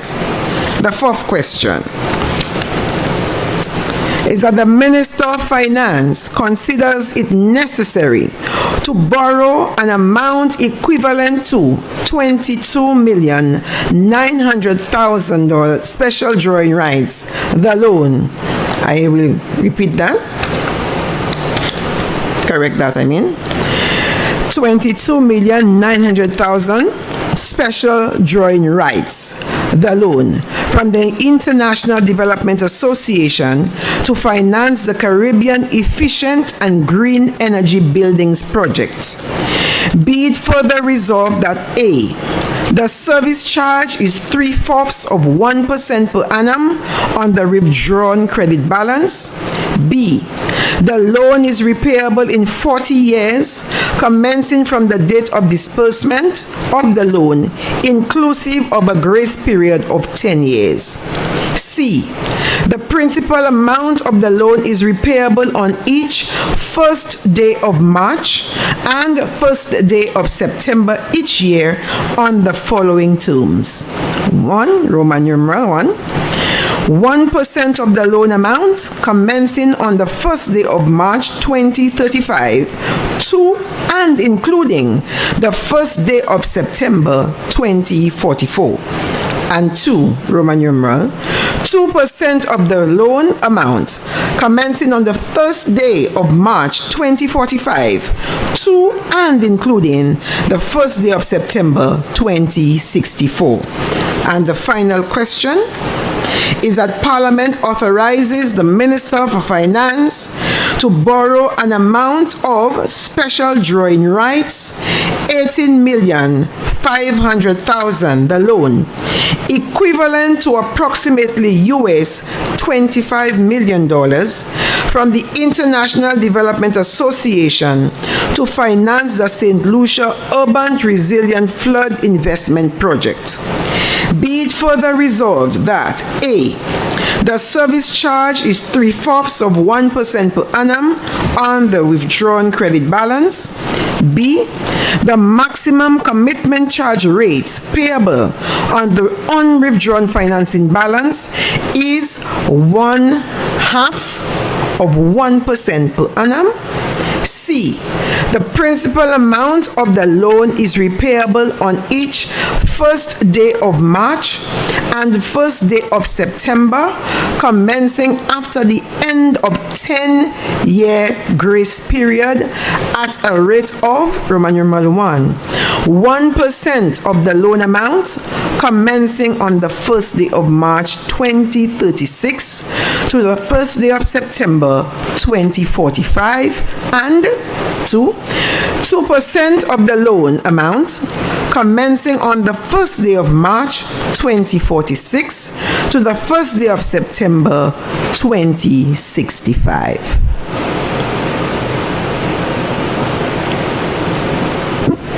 Senator Norbert. Thank you, Madam President. Madam President, I think by putting the question that we consolidate these motions, we agree that we will not lose any bit of the debate, any substance of the debate, and also that the motions are basically the same in nature. They're all asking for money to be borrowed, but I think the debate around all of these deserve their fair share of the time that we have in the Senate. I do not like to get prepared to make my contributions to a discussion. You know, stay up, do the research, only to be told that instead of having, 5 45-minute sessions, I now have only one. I think a lot is being lost from the discussion. I feel sorry for Senator Jean. When she was presenting, she had slides to share with us, details of these loans, and we did not get a chance to peruse the slides. For that reason, I'd like to remind the Senate that the standing orders, whenever they are suspended, I'd like to remind the senators that suspension of the standing orders was not intended, it was never intended to be routine procedure in the House. All right, it's for exceptional matters. What is the urgency? Can we take 2 or 3 days to properly discuss these? The senator mentioned that our Prime Minister is an inclusive Prime Minister, and I know that he would love to hear our contributions, the questions that we have, so our reservations could be, relinquished, and we would gladly accept the rationale for borrowing today. but I think we are doing the people of St. Lucia a disservice, and we are not serving them justly by combining 5 motions today, borrowing for totally different reasons. But with that said, I still want to thank the government of St. Lucia and the opportunity that I have to stand here in the Senate and as part of this government, as a member of parliament, scrutinize the motions and the bills that are brought before us. I am happy that the government senators appreciate my questions and they always try to answer the questions that I have, and they look forward to the constructive criticism that we provide. In addition, I would like to also announce, with your leave, Madam President, that I was officially awarded the Parliamentary Professional Development Program Certificate from the CPA Parliamentary Academy. And it's something I never saw coming in 6 months. I started in January with the courses, and they're very informative. Induction for new parliamentarians, legislative process, scrutiny, accountability, oversight, representation, advocacy, education. I also did the committee stage and the advanced course in speaker and presiding officers. All right, so I really want to take the parliament, the role of parliament in our country seriously. Anything I do, I try to become certified in it, which is why I took time to ensure that I did these courses. The parliament, the upper house, is the highest court of the land. We were taught that at our orientation by the president and the speaker of the house. And we must see our role as one of the highest roles in this land. The Senate is not a rubber stamp. We don't just come here to say, yes, I know, the ayes have it. We have to discuss, we have to explain in our explanatory notes so that the people of St. Lucia who are participating in this process by watching the live, they agree with our government taking the loans, and they feel that they are worthy investments. On the motions, the first motion, there are 5 motions, to borrow for the Treasury bonds, 856 million. I'm not a politician, Madam President. I am a parliamentarian who loves the country, and I'm not here to play partisan politics. But I will ask on behalf of the people of St. Lucia a question to both parties.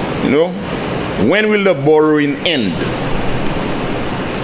Because back in 2021, or whenever the UWP is in power, the SLP complains about them borrowing. Whenever the SLP is in power, the UWP complains about them borrowing. I'm happy that the leader of the opposition in the lower house did not come out and complain about the borrowing. He said that he understands, and when he was in office, he did it too. But for the typical St. Lucian, we would like the partisan netball, the table tennis that's played with borrowing and loans, we would like it to stop, or we would like a ceasefire, and we would like to see some alternative. Because I will not stand here and waste my time convincing the people of St. Lucia that the government just keeps borrowing and borrowing. We could have come here every week, every Tuesday, to present 1 or 2 of these motions. And we could have taken our time to discuss the nitty-gritties of each loan. Is it out of fear that the term Madi Poete would come up and the Labour Party would feel guilty for calling out the UWP for spacing out the borrowing, that we combine 10 loans in one sitting? We're looking at leaving here tonight at 10 p.m., if not later, and coming back early tomorrow. Is it a game that we're playing to avoid the backlash of a process that we know is normal? We must borrow. I'm asking the government of St. Lucia, all of us here, to space out the work that we have to do in the Senate so we can do it properly.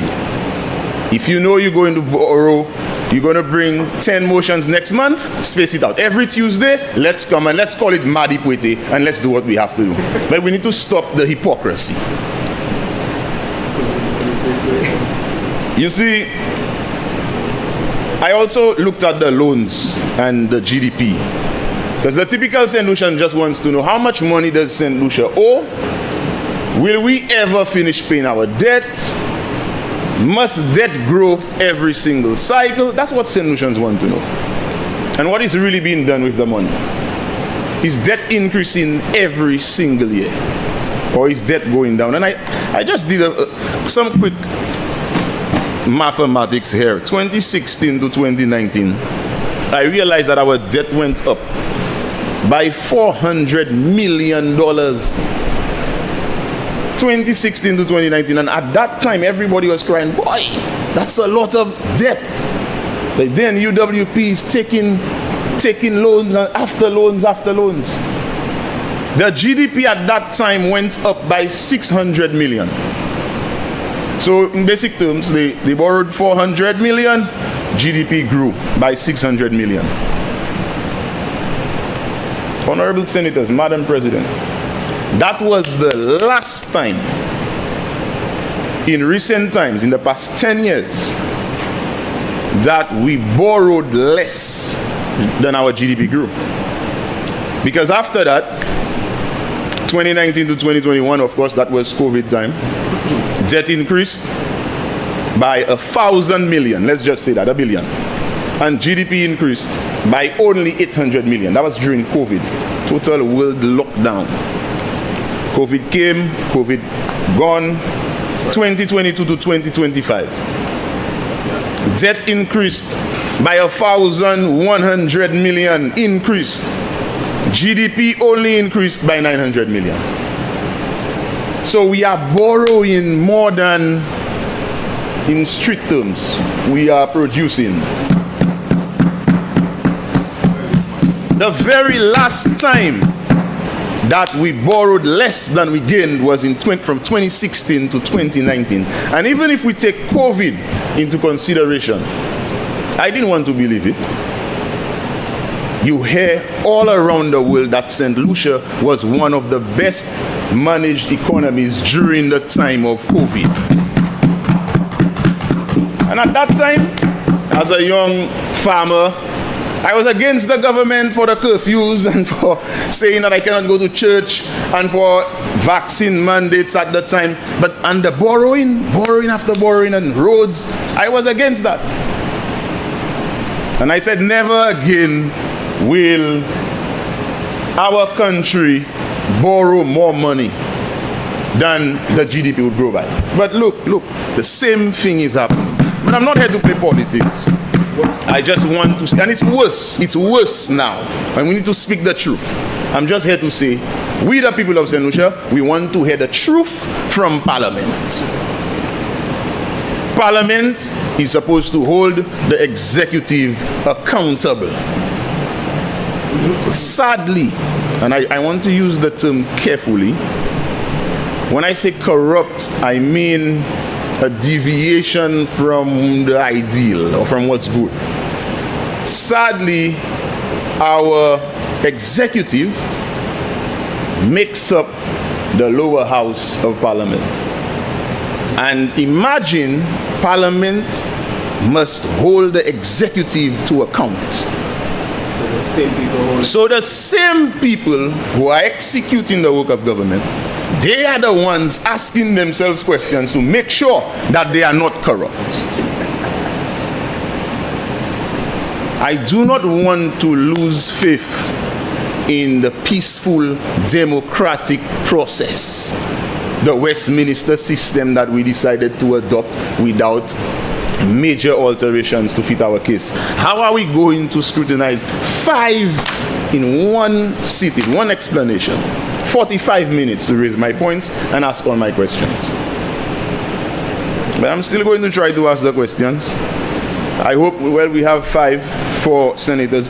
You could probably write them down, take turns, and maybe in the rebuttal, I could get some answers to the questions that I have. Government continues financing through borrowing rather than economic growth. I want to know, why is nearly 856 million being refinanced? Could we have taken a little less? We had a surplus budget. We've been boasting of surplus budgets. Could this government try to say, okay, maybe UWP borrowed 800, they refinanced 856, we only refinancing 700. That could have been a plus, yes? Is debt simply being rolled over instead of being reduced? How much of current revenue is now servicing debt? How much of every dollar that we make goes to paying debts? And these questions, I got them from speaking to people in my community, trying to understand the bills, trying to explain the bills, because that's what I was taught in the courses. You know, engage with the people, because we're here to speak on behalf of the people. Have previous bond issues achieved their intended outcomes? All the money that we're borrowing, have we achieved the outcomes? Where are the deliverables? What is the maturity profile of the debt? It's 856 million, but how much are we repaying? Have we calculated the figure? We know that the rates vary. Let's just say we go up to the maximum of 7%. And why did we have to attract a rate that's higher, or the high end of the interest rates right now? Why we have to say 7%? Because St. Lucia is doing so good, you know, and people are willing to reinvest in St. Lucia. So maybe we could say 4.5, and because people trust that St. Lucia is doing well, they will still ask that their bonds be reinvested.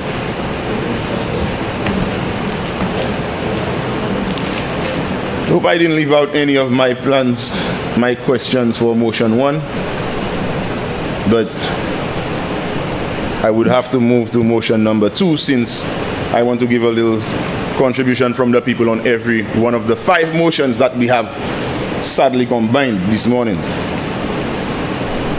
Motion 2, that one was on the Caribbean Resilient Renewable Energy Infrastructure Investment. Yes?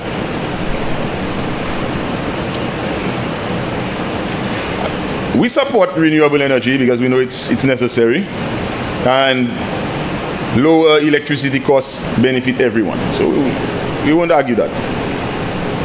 Climate resilience is important, and that's a mantra of the United Workers' Party.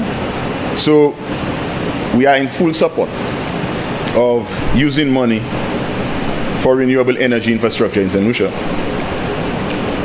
Where exactly will the projects be built? What's the timeline? What's the procurement measures? Are we using local contractors?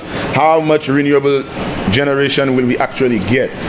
I know we have a solar farm down in Viewfort. We could get some more information about it. St. Lucians will support us borrowing money if they fully understand why we are borrowing the money. If we borrowed it before, show them the results. Don't just hide under one sitting, 5 motions, and just take the money, and then we don't come back to the St. Lucians. I see someone waving a manifesto there. Senator, Leader of Government Business, what's your point of order? Madam President, the Senator Norbert is misleading the House in that although we consolidated 5 resolutions, I provided detail of every resolution. So to say that the government is hiding is incorrect, and he should retract that statement. I sought to provide detail. He stopped me on a point of order when I could have given even greater detail. So now to ask for the detail is really contradicting himself, Madam President. I will let Senator Norbert explain his utterance. Let me explain my utterance. Madam President, the concept you mentioned about hiding, I think that's what Yes, she presented in 1 hour when she could have presented in 5 hours. True? Because if you had 5 motions and you have 1 hour to present on each motion, but you decide to take 1 hour for all 5 motions. Why rush? You're giving us a summary. I don't even have enough time to ask all the questions that I want to ask. It's not my fault. So, in essence, you were saying the explanation for you was inadequate rather than hiding. 5 hours compared to 1 hour. That's like telling me read the front of the book and the back of the book, and I have read everything in the book. Yeah. Just to read the book faster. Point of order for you? No, I just want to rise on a point of elucidation. Madam President, are you yielding to your colleague? Yes, I was about to ask. I have to yield first. Yes, I yield. Yeah, Madam President, I wanted to ask the member whether, given the fact that we have suspended the standing orders, which would normally allow the legislative making process to go through 3 stages, and whether, in fact, that it has taken away public consultation, perhaps that maybe that's another reason that he might be speaking against that background as it relates to... Senator, this sounds like an interview. What exactly is your point? You're going on... So I was asking the senator to clarify whether the fact that we have suspended the standing orders, which allows for the normal legislative making process where a motion or a bill goes through 3 stages, it's floated, and there is public consultation on such. We're not doing that today. So I was asked, the senator is saying that the government is hiding. So I am asking him whether that is also credence to his point that that it feels a bit rushed. I can answer him. Senator Norbert, please note, you can take your seat while I speak. Yes. You don't speak together with the presiding officer. Please note that in this interaction right here, you still have your 45 minutes. If you want to respond to your colleague, that is your prerogative. However, I would advise you to please move on with your presentation. Can someone ask for extra time for me, please? One of the government senators, preferably. But I'd like to tell my colleague that for the bills, yes, they have to go through 3 stages. We remember being taught about different color papers. That used to be done, but I think they only manufacture white papers now. And we don't use the entire process. So there's no consultation. The bills don't go to the Gazette. We're basically rushing. And I don't want to believe that this is the culture in St. Lucia, where we do things late and then we expect it done quickly. You know, the culture, the typical St. Lucian culture, I see it in the House of Parliament, and it's something that we have to work on. If we, as the government of St. Lucia, because I'm part of the government of St. Lucia, want to change the culture of St. Lucia, we have to lead by example, which is why I also stood on a point of order asking the member not to read an entire speech, because I see in youth parliaments and other chambers where they are mimicking what they see happen here. Senator? Yes. Take your seat. I wish to correct you as it pertains to the leader of government business presentation. This was an exception. She was presenting the resolution. So in that regard, she's allowed to read as well as put her presentation on the screen, which you saw, and give explanation. This was an exception. So I want to explain that to you and to correct you. Because you kept saying that she's reading. Okay? This was not part of it. She was presenting the resolution to her colleagues. Okay? So please continue with your presentation. I understand, Madam President. Clear. She was presenting it, but it's only if she's debating it that she must not read a speech. I understand. In responding, in debating, so the other senators, you cannot read your speech. Just remember that. So motion 2, I know also that the leader of government business will want to debate that the United Workers' Party stopped the wind farm. So who are we to stand here and say that we support renewable energy? So in preparing to debate this motion here, I had to do some investigation. And I want to read a story, well, not a story, an account, a factual account from one who was directly involved in the wind farm project, Dr. Jimmy Fletcher.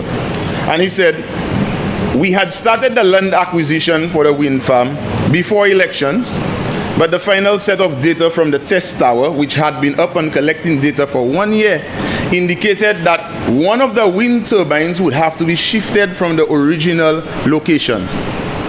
That required a new acquisition of a small plot of land to locate the turbine. And I'm reading this story so we understand that both parties seem to want alternative renewable energy in St. Lucia. So I continue on his account. I explained to De Wolf before elections that we would not start the process prior to elections. That's the acquisition of the extra piece of land that they needed.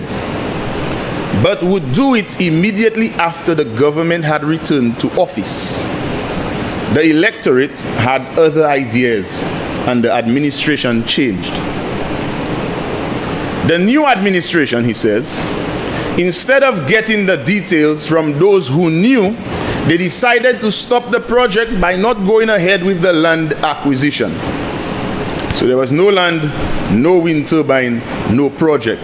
So the project was on a pause because the United Workers' Party refused to go on with the new land acquisition since they did not have all the details and they did not consult the people who knew.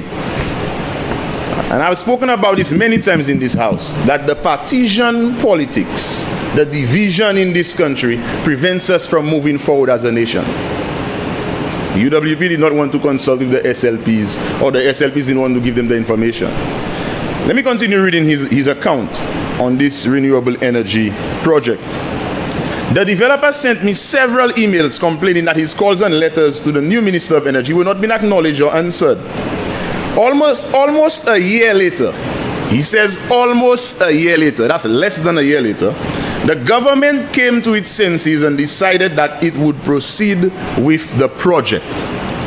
So the government of the day, led by the Honorable Alan Chasney, after the elections that they won, months later, they agreed that they were going to continue with the wind farm project. Not my words, but the doctors. Alas, the developer Steve De Wolf, who owned and piloted vintage World War II airplanes as a hobby, was piloting one of his planes when it crashed. It crashed a month or two after the government's change of heart, and the data, the investment, the project, and the wind farm died with him. May his soul rest in peace. And so the man who wanted to invest in the wind farm in St. Lucia, he died in a plane crash. And that is why we do not have the wind farm. But then the dirty political games, they will stand and say, oh, your government did not want wind farm. Stop it. Tell St. Lucians the truth. We support the motion because it is about renewable energy infrastructure. Motion 3.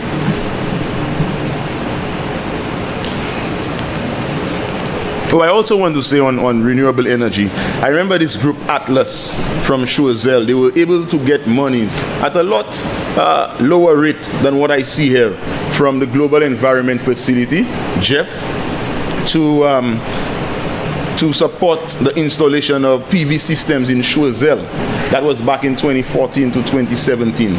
So there is, quote unquote, cheaper money, even cheaper money out there. But these agencies will only fund groups, corporations, cooperatives, NGOs. What we have to do as a nation is encourage collaboration, encourage our people to work together, teach our students in school to work together, to form groups, because that's how St. Lucia will be able to become stronger. We are stronger together, you know, in the Senate, in all forms of government, in the executive, in our ministries, our hospitals. We are stronger together, and greater opportunities await if we can show a united front. Great things happen when we stand in one accord. Something good is going to happen. Something good, yes, I know. With one accord. Caribbean digital transformation. Just rush through some questions that I have. Maybe you could take note of them. Why is additional funding necessary for this one? Were the previous funds exhausted? Were all the objectives achieved? Were there any delays? And what lessons did we learn from that project? If we could get here in Parliament a progress report, the KPIs, and whether there is any Auditor General oversight. Because one of our main roles is to provide oversight. Too many times I see projects, I see motions, bills being passed without consideration for parliamentary oversight. And of course I want to applaud Export St. Lucia for the annual report. Senator Norbert, Yes, I'm Madam sorry to interrupt you, but I want to caution you. You're making some very serious statements or accusations when you say you see motions and bills passing without parliamentary oversight. Senator, Yes. we are part of this process and you ought not. And I want you to retract that statement. Straight up. Okay? That cannot be coming from you as a senator in this place. It cannot be. So please retract that statement because it will go on our record and looks bad for us. That doesn't. Madam President, what if it's the truth that there are motions that we pass and or statutory bodies that fail to submit their reports, and that's part of our job? Do you may wish to reconstruct your statement by saying there are certain, exactly what you said, but you said there are motions and bills being passed here without parliamentary oversight. I wish that you retract that statement without question. Simple. You have made that statement that in this Senate, or maybe in the House, you can only speak to the Senate, that you have seen bills and motions passed in this Senate, this House, without parliamentary oversight. This is for us. Yes, I understand. Without clauses that, I've seen the bills passed without clauses that enact parliamentary oversight, that they must report to the Parliament. And there are a number of them today. I'm going to bring it up later. So do we get a progress report? Senator, since you have made that statement, I would ask you to present it during today. Okay, when we get to the bills. Okay. For sure. Or maybe the leader of government business can tell us where the Parliament can get a progress report on this project. The money. No. I am asking, since you said you have seen bills being passed in the House without oversight, I want you to present examples of this today. Not a problem, Madam President. Not a problem. I always present what I am asked to present, including the false promises of the government. Motion 4. There's a green energy buildings project. Just quickly, if they could tell us whether these are schools, public buildings, hospitals, what are the energy savings, what would be the maintenance cost, whether we will be engaging our local contractors to benefit from these projects, or whether we will be bringing in foreign workers with the expertise.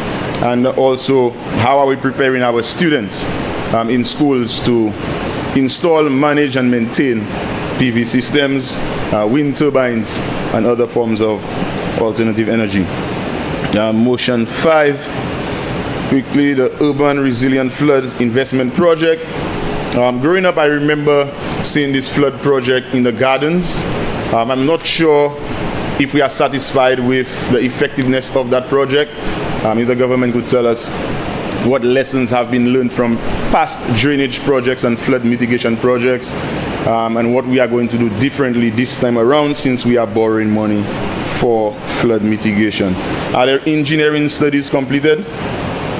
Is there a maintenance plan? And have there been community consultations?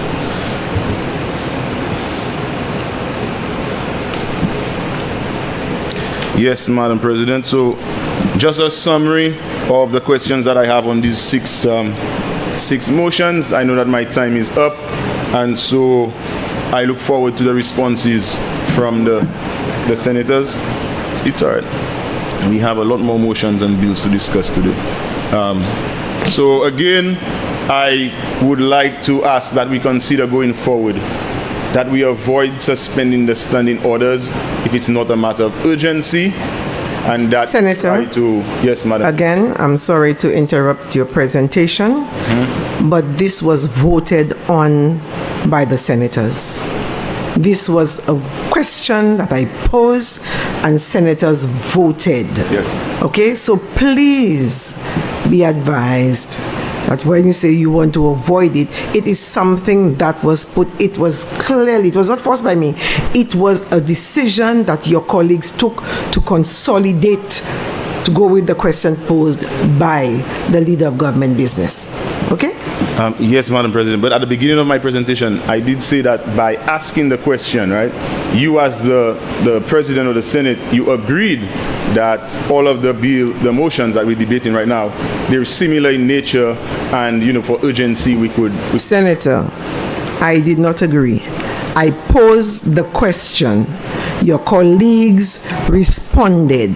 The ayes had it, and we proceeded. So please proceed with your presentation. All right, Madam President. I love to learn because I love to teach, but one last question from me is, did you have to pose the question? Do you have to pose the question every time? Or could you, like a petition, since you could not bring it, advise the leader of government business that, hey, you don't think this is warranted, so you won't ask the question? Is that a possibility? Just like I would advise any other senator, the leader of government business had the capacity to do, which she did within 1 hour, with presentation on screen, off screen, and on her laptop. So she had the capacity. She asked to allow. I posed it to you, and your colleagues voted. That is the point. Yes, thank you, Madam President. So with that said, I know she took 1 hour to do it. I know I could have done better if I had more time. I wish Parliament was more inclusive and we could cater to individual differences, you know. But I'll be honest with you, Senator. Yes, Madam President. You do have 10 minutes to conclude your presentation. Yes. I would not rob you of your time. I like to be fair to everyone. So you do have 10 minutes to conclude your presentation. I have been taking charge of your time. Yes, yes. So thank you very much, Madam President. Thank you, Senators. And I look forward to the contributions and the answers from the other senators. Thank you. Senator Preville. Thank you, Madam President. Madam President, I was just observing the discussions in the Senate, and you are absolutely correct, Madam President. The question was put to the Senate, and I recall when the question was put with respect to the matter of the 5 motions, the overwhelming answer was the ayes have it. I also do recall Senator Norbert, one response saying no. So the truth of the matter is that the democratic process in here did reflect, Senator Norbert, that you registered your no, but the overwhelming number of your colleagues did not think that what you've considered a major issue was one. For better or for worse, the public will judge. Madam President,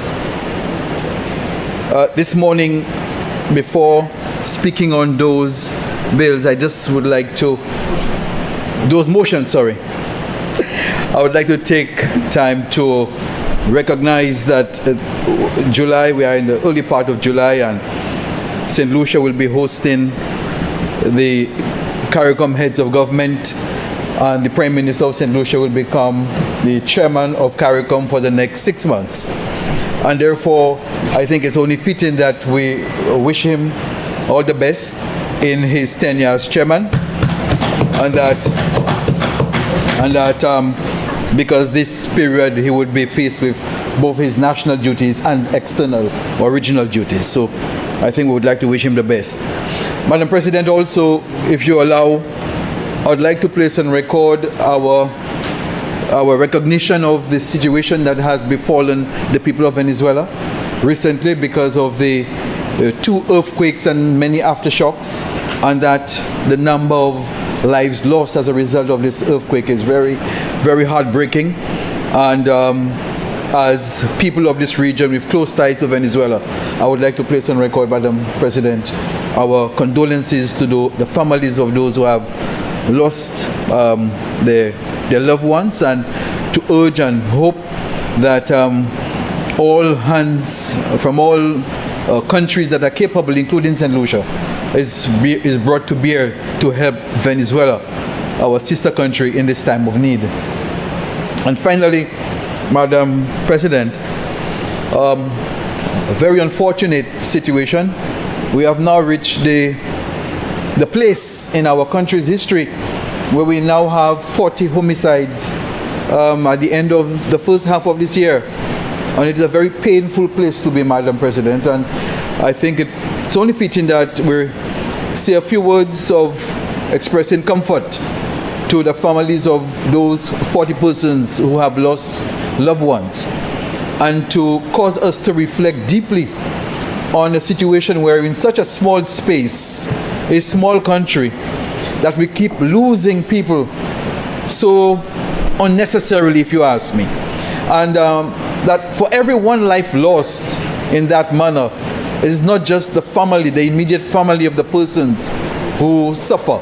Every one of us have lost someone. Every one of us lose something when one life is lost like this. Because all of us would have paid taxes to educate the persons who have died, or paid taxes to take care of them for the health system. So we have all lost because we are unable to get a return, a public return on that investment we would have made. And sadly, and most frighteningly for me, Madam President, is the fact that there are persons who have committed those crimes. And what is at stake now is their souls, the risk of losing their own soul, which is the ultimate price. So I urge the persons who are involved in this crime that, separate and apart from having done what you've done, you now are at the risk of losing your own life. Not just in this life, but after this life. And that is a price I don't think you would want to pay. So the urgency is for everyone to stop this madness. Those who are perpetrators, examine yourself in the mirror and ask yourself if you want to spend in perpetuity in a place that is not made for you. Thank you, Madam President, for your time to allow me to say these words. Now, Madam President, we are debating in this first round some 5 resolutions or motions.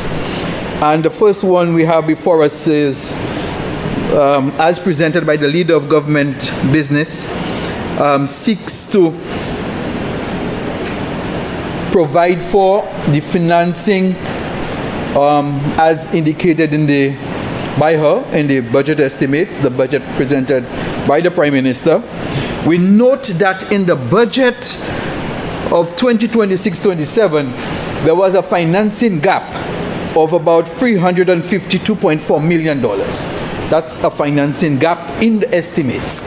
And the 49.5 million, as was indicated, is part, or is funds raised to meet part of that financing gap. So we understand by basic mathematics that we have a balance of a gap, a further financing gap, which we believe will be met by loans and grants and other sources of finance.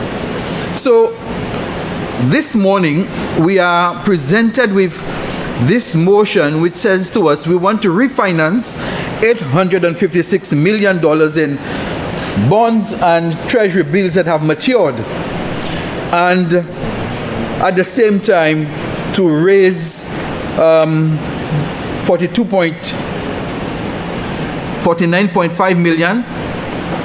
But given we have a financing gap of 352 million, refinancing 856 a financing gap of 352, what the people of St. Lucia must understand in reality is that the government of St. Lucia will have to find a means to finance $1.2 billion. That's what it comes down to.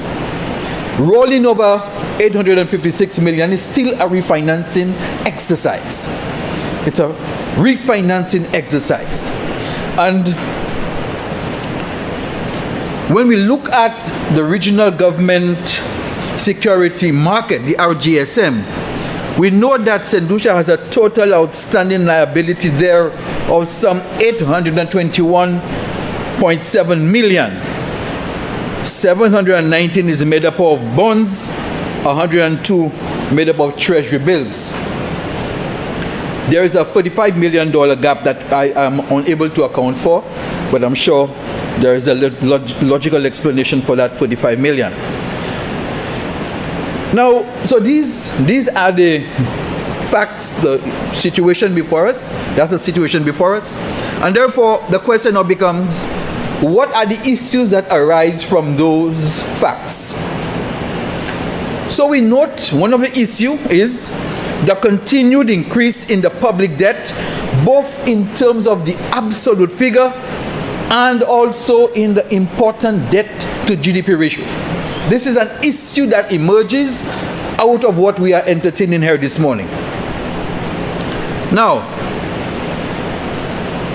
I note that the leader of government business indicated that the debt to GDP ratio has been stabilizing. I am not sure what data she was consulting, but Madam President, if you go to the Social and Economic Review and you look at page 127 of that review, there is a table there. When you look at the table, it does not seem to show stabilization. It seems to show an upward trend because the figures speak for themselves.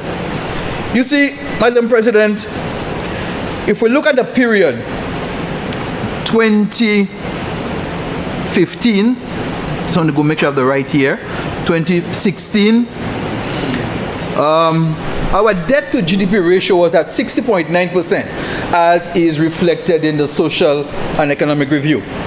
And it had dropped further to 58.8%. We were below the ECCB threshold, recommended thresholds for prudent fiscal performance and governance. It went down below there in 2017. And it stayed below the 60% debt to GDP ratio in 2018. And in 2019, it was at 60.6%. Now,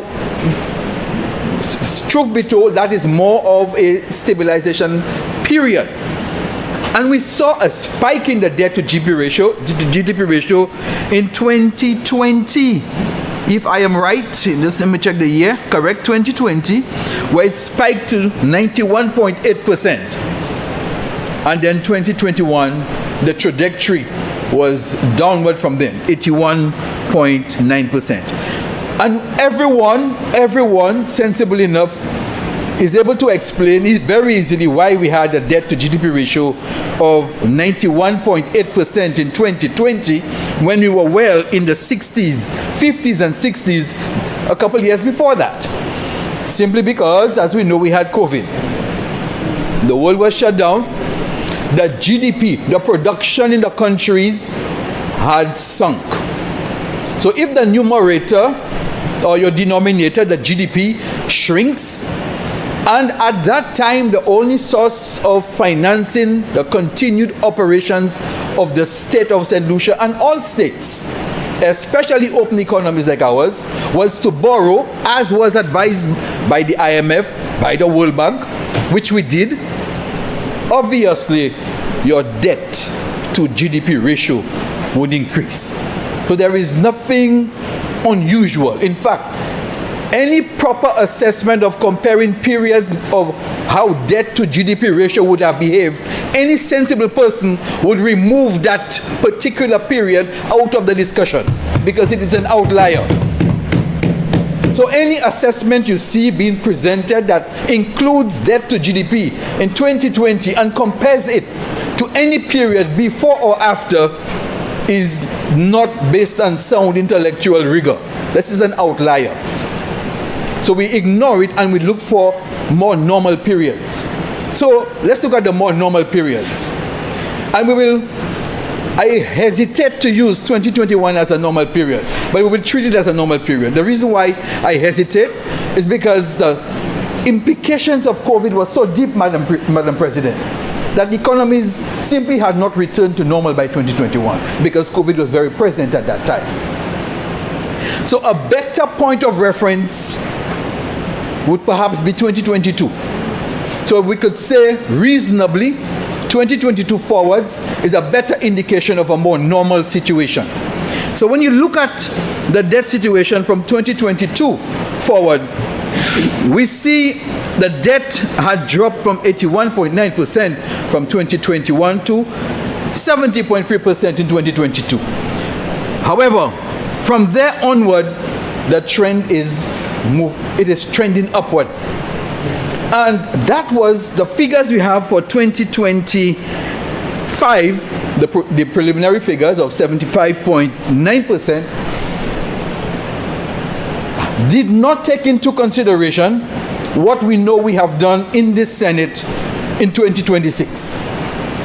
And in March of 2026, the Senate, in a debate, we would recall, sat where approximately $600 million, either by way of either direct government borrowing or government guarantee, which makes it contingent on the consolidated fund, we increased our debt by $600 million. And it is fair to say that as we sit here today, we are about to put on further contingent liabilities on the state of another perhaps 300 based on just the funding for the budget. Just the funding for the budget, the financing gap we have there. We will be adding an additional 24 million, if my figure was right earlier on. So we are in the region of another 900 million. So far this year, in the first half of 2026. Now, if that is the case, and if we know and we recall what happened in 2025 in terms of how our GDP performed, we had a contraction. The GDP of St. Lucia contracted. Compared to 2024, we produced the monetary value of goods and services produced in 2025 was less than that produced in 2024. That is the truth. And that is the truth in the face of increasing debt, as the figures in the Social and Economic Review reveal. Therefore, when the people of St. Lucia listen to this debate today and they hear of more borrowing, all sensible people would want to understand why. Why are we doing this? And what are we getting in return? In a sense, reflecting on what Senator Norbert has said earlier this morning in terms of trying to understand. So, Madam President, me also, I want to understand it, because not just for me, but I have children and grandchildren, or at least one grandchild. And I want to know the work we do here and the work the government of St. Lucia does on behalf of the people does not place our future in jeopardy. Because I recall during COVID, when we were forced to borrow, when we had to borrow, when the debt to GDP ratio before that was low, I remember an economist from the IMF, a St. Lucian economist, writing, saying that we have to be careful how we borrow because these things become what our children will have to pay. And he was right. He was absolutely right. So now I think it is still consistent. The argument must hold. If it was right then that increasing debt has implications for our children, then they would still have implications for our children now. I haven't seen him written since, but it would follow. So, the official debt stock, as you would have seen, we know that the official debt stock in the Social and Economic Review grew by 6.5% in 2025 over 2024 to some $5.44 billion. And if I even choose to quote from the Social and Economic Review, it says, this increasing borrowing contributed to a rise in the public debt to GDP ratio to 75.9% at the end of December 2025 from 72.6% at the end of 2024. Social and Economic Review, page 62. So our officials in the public service are saying to us factually and clearly, it is the debt, increasing debt, that is causing us to have, without a commensurate increase in GDP, that is placing us on that trajectory that none of us want to be on. So, Madam President, my concern is, what can we do to fix this problem? Because I'm not here to complain and to say you're doing bad and you're not doing this. The facts are the facts. The facts are the facts. The issue is, what can we do better? What can we do better? Because this is our country, and the children who will inherit the debt will be our children. So we have to fix it and get it right for them. So I note, Madam President, that there is something called the Public Debt Management Act. It came into force on the 1st of April 2024, the Public Debt Management Act. And that act, in section 14, it addresses the need for a borrowing plan. It speaks clearly on what, and I want to note, Madam President, that 2024 is in the period of the administration that was returned to office in 2025. So I am saying to myself, it is clear that the government itself wants to see things done properly. And I commend the government for that. So having seen that, the question now becomes, where is that borrowing plan? Where is the predictability that the people of St. Lucia can see when they know there is a debt strategy, there is a borrowing strategy, and very importantly, that information is made public? Because you see, Madam President, Section 8 of the Public Debt Act says that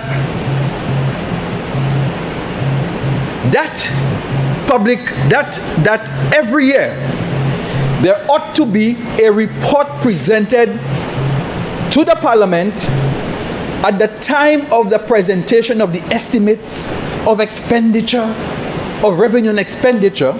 We ought to be seeing a report on our public debt management presented to the Parliament, so that the people can see how, with respect to you, Senator Norbert, yes, how the funds that were borrowed were used, what were the returns. So this is something that the government itself already accepts, It is our law. So the question is, where is that in the estimates? Okay? Okay? And it's very clear, It says under Section 8, the estimates. Okay. It says very clearly, there's a report. It treated it as, in my interpretation, a separate document. Where it says the Minister of Finance shall furnish Parliament with an annual report of the debt management activities, including borrowings, loan guarantees, and on lending. Now, the session lists other expectations on what should be reported, and it ends by stating that this report is to be laid in Parliament at the same time as the estimates of revenue and expenditure. So If it is, I am happy. If it is, Madam President, I am extremely happy. But my interpretation of that is this is a separate document that is presented to the Parliament for all persons to read. And if it is, then if it is presented in that form, then persons could lift it out very easily and see what the plan is, how it was used. Okay. Now,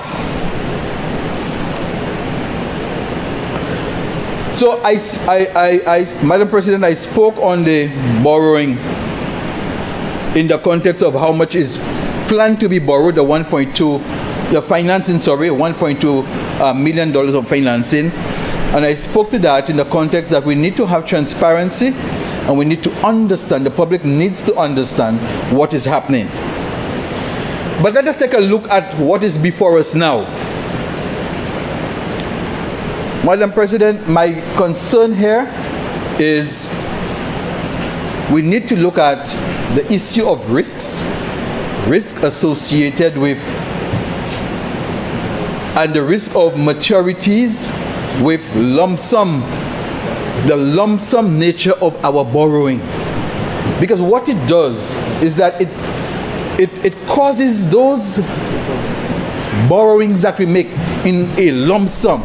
It means that in many instances we have to begin to pay back pretty much all of these monies at the same time. And I'm not speaking here with respect to the different motions which become mature in 2045 and 2030. I'm not speaking of these, Madam President. I'm speaking of the rollover we are doing here of $856 million of bonds. And we need to therefore be conscious of the fact that once we have taken such debt in such lump sum, in such a lump sum manner, there is the risk that there could be a call on us at any time for this. And I say so because we experienced it during COVID. During COVID, a significant number of the institutional investors and other private investors in government bonds, they made a call on the government to actually pay them the principal. So the question now becomes, is there a sinking fund established for those situations as we speak? I'm sure, Madam Leader of Government Business, if the report is there, you will see the sinking fund established for that, because that will be part of your debt management strategy. So we need to pay attention to the bunching of debt and the risk of a call out if a situation that we cannot foresee right now were to befall us, as we saw during COVID. The second thing we need to pay attention to, and I note the language in the motion with respect to the rolling over and the additional borrowing of 49 point to raise 49.5 million in bonds. It says interest rates that will be raised at a maximum of 7%. It did not say 7%. It says up to 7%. So we have the possibility that this could be what we end up with in the market. So what do we know? What do we have now that we know of? We know that the weighted average cost of the existing portfolio of debt on the regional government securities market is about 3.88%. The existing weighted average cost of St. Lucia's debt on the RGSM is 3.88%. Now the weighted average for treasury bills is 3.07% and for bonds is 5.8%. If we are refinancing and we may be at 7%, what does this tell us? It seems to say to me, because if there is a high appetite for your instruments, the market would have priced in what we see coming here, up to 7%, the market is saying, I am not so certain that I can live with what we have right now, the average being 3.88%. And because I suspect I am not as confident as I am now, I want to factor in a risk premium for that. And that is why we have a situation where we have language in here saying up to 7%. You see, because up to 7% from where we are have implications, Madam President. If we take our existing rate at which our instruments are out there on the market, and we work out how much interest roughly we pay annually on our existing weighted cost of capital, it's about 32 million a year. If we go up to 7%, you're looking at paying every year in the region of 59 million. In other words, we are at risk of an additional $26 million a year based on what we are debating right here with those rates, the interest rate of up to 7%. Now, this tells me that there is an issue of confidence. Because when you are confident in what you have, you don't factor in a risk premium of that magnitude in there. So I think we need to be mindful. If for no other reason, Madam President, the government of St. Lucia, the people of St. Lucia should be mindful that the market is signaling to us that they have a worry with respect to our debt. That's what this is signaling. Because if they had no concern, the interest rates would either be the same or perhaps lower. That's correct.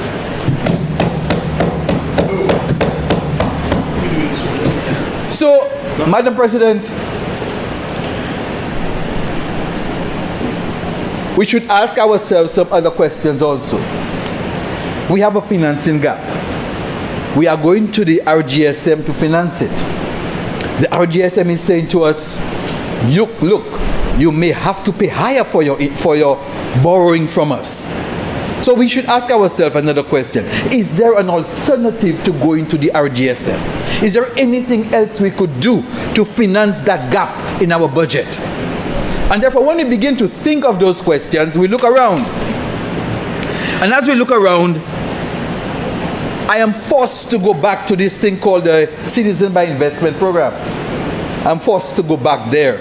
And I will always go back there, Madam President, because the nation of St. Lucia, when it took that decision to use the CIP to raise funds, it was making a very important decision. It was risking putting out its citizenship, its passport, to people in the world that it did not even know. Now that is a huge sacrifice to make. And I dare say that sacrifice, that decision we took and the sacrifice we were making, I'm seeing some negatives to it. But put that aside. Let us work with what we have. What do we have? We have a program in place and we have sold passports, for want of a better word. They call them files, but the people in the country understand passports. We've sold passports on the market that has generated certain amounts of revenue. And we are still not understanding totally what it is we ought to have received. Senator, I am somehow not comfortable with the term sold the passports. I think it was more about citizenship. Yes. Let us be careful how we put this out there. Yeah. Thank you, Madam President. I will use the language as recommended by you. Sold citizenships.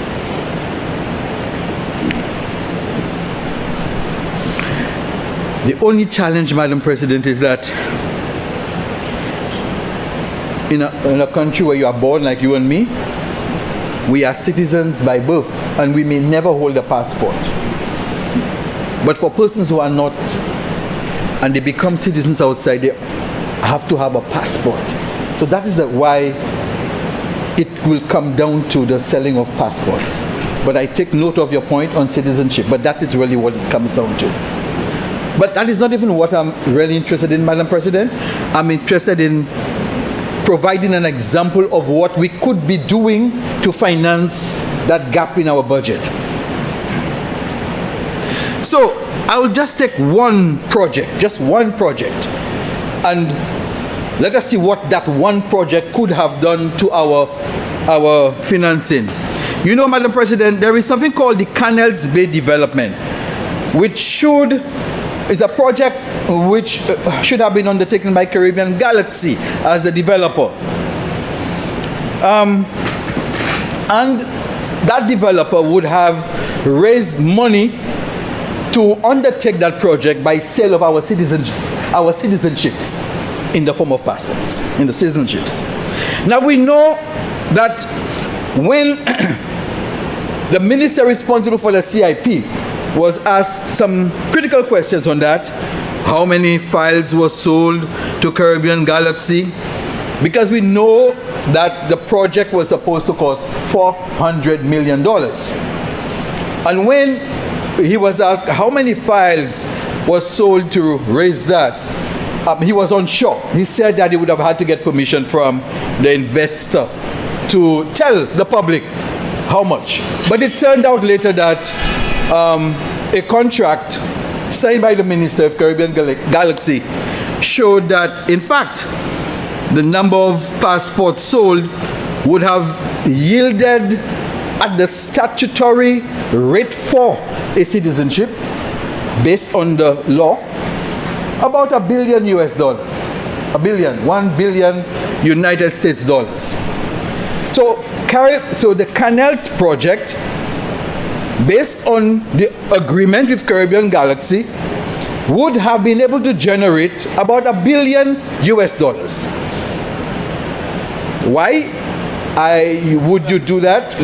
Madam President, the member is... You're standing on a point of order, Senator? What is your point of order? Could the member present us the source of that information about the $1 million? He's $1 billion. He's just carrying on and suggesting that there is some $1 billion that is to be made and we haven't found. Before that, Senator, could you remain seated? I had that concern as well. You said you wanted to propose what else could have been done to deal with that debt that we have incurred in the country. But I see you're going on a tangent, different places, Caribbean Galaxy and Canals Bay Development, and see, you're all over the place. I am waiting for you to propose the solution. And you're making statements that I think you need to identify the source. Please. Thank you, Madam President. Madam President, the source is the public domain. There is a contract between the government of St. Lucia and the government of St. Lucia and Caribbean Galaxy, for the canal. Madam President. Yes, Madam President, Senator Jean, point is taken that you wanted the source of the $1 billion US. Yes. That sounds very... Yeah. In the colloquial, that seems to be something where there was a certain man from a certain place who had done time at the pleasure of one government somewhere behind bars, and was circulating that kind of misinformation. And they went and carried on with this thing forever. And he's still coming back with this into this honorable house.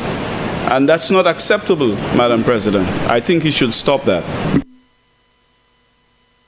Senator, be careful that you tell the presiding officer what she should and should not do. I think, you get me? I said, I think you should be careful with your language to tell the presiding officer what she should and should not do. My apologies, Madam President. But I suggest that the member should refrain from going in this direction, because he cannot substantiate what he's saying here before us. Senator Preville? Thank you very much, No, I didn't ask you to stand. I am speaking to you. Oh, you're saying? Yes. No, I want to say to you, I share that concern, and in this house, we have to be careful what we put on record. We are responsible citizens. and parliamentarians, and so when we make statements, we should be able to verify our source. I've asked you because you made an amount of $1 billion US. This is a lot of money that you're talking about. I wanted you to tell me the exact source of where you got this, the quote from, and all about Galaxy, Caribbean Galaxy and Canals Bay. Where is your source of that information? Madam President, I thank you very much, and I take the responsibility in this House very, very seriously. Senator Jean, I thank you very much for your intervention in terms of ensuring that sources are made known. And Madam President, I don't speak lightly on this because we're trying to find solutions to problems. So, Madam President, we know that the minister responsible for the CIP indicated very clearly that he had sold 500 passports. Sorry, I don't want to use the word passports, that for Caribbean Galaxy, an amount of 5,000 files were issued at a $200,000 US per file. A simple multiplication will give us 1 million. So that is the Madam President, I'm not sure you were hearing at the time. I actually didn't. I was engaged in a conversation. Okay. Yeah. And there is an agreement, agreement between Citizenship by Investment Board and Caribbean Galaxy Limited. There is just an agreement. It's dated 2022. We can make it a document of the House, Madam President, if your permission. Yes. We can get it to the clerk to print it. So simple mathematics multiplication will give it a number. And the point of this exercise. And may I remind you, you have about 5 minutes to That's fine, Madam President. complete your presentation, but because of the 1-2 interventions, I will allow you a few minutes more. Thank you very much, Madam President. You've been very kind. The point of this exercise is where we could have raised $1 billion in citizenships for a project costing $400 million, we would have had an extra $600 million. And that, senators, is what I am referring to as, are there other sources of finance to remove from us and the people of St. Lucia the further burden of borrowing? That is the issue in question. And I'm sure, Madam President, every St. Lucian, every fair-minded St. Lucian would want to know. And the Prime Minister, in his budget statement during the debate, he made some very important points. He said, and he commended the government of Dominica for using the Citizen by Investment program to undertake multiple development projects, housing projects. And similarly, that is what we would love to see in St. Lucia. And if we don't have the housing projects, but we could use those resources to finance the budget, I think everyone would be happy. So this is why it is so important that where we have issues like this, we exploit, we use it to do what needs to be done. I say no more on this, Madam President, just to say that we should look at other sources of financing which could be possible. Madam President, within the short period of time I have left, I want to speak on some of the other bills, the other motions as presented, not in any particular order. I would go straight to the motion, the resolution of Parliament to borrow for the Caribbean Resilient Renewable Energy Investment Facility. Madam President, with respect to that project, the Renewable Investment Facility, I support this project because I believe this is the future for our country.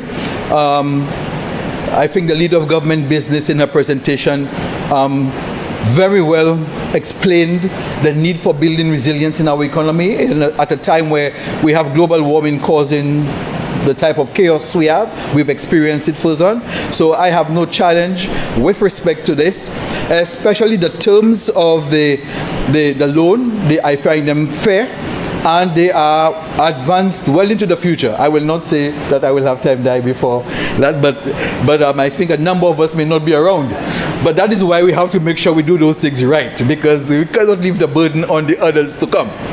Now, with respect to the motion for the Caribbean Digital Transformation Project, Madam President, this project started in 2020, or should I say, the decision for this project started in 2020, and it was a project about putting people first. You know, putting people first.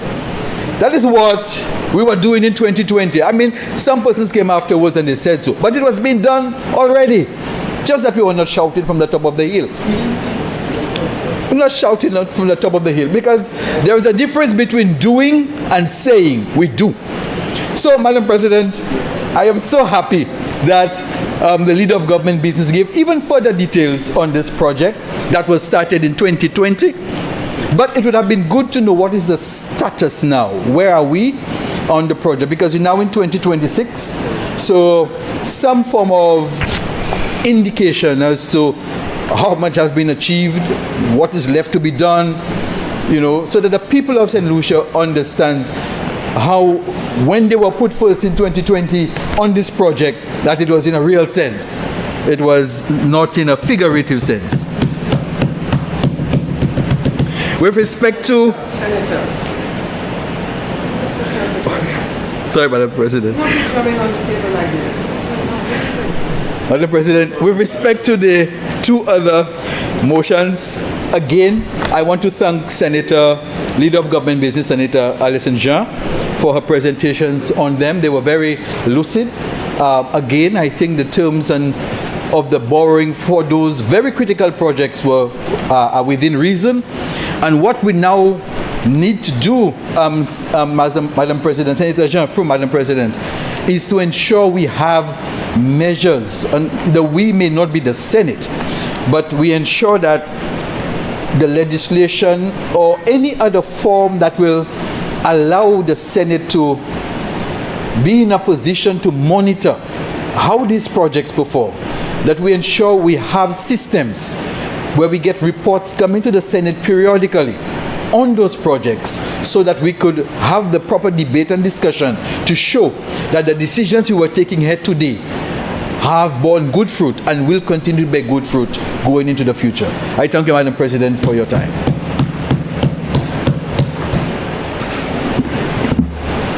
Senator Charles.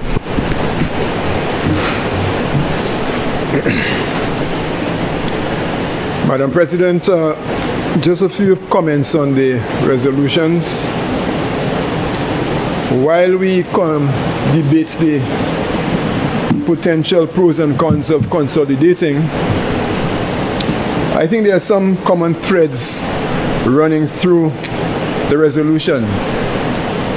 I want to make some observations and also pose a couple of questions to the Leader of Government Business. But the threads that I identify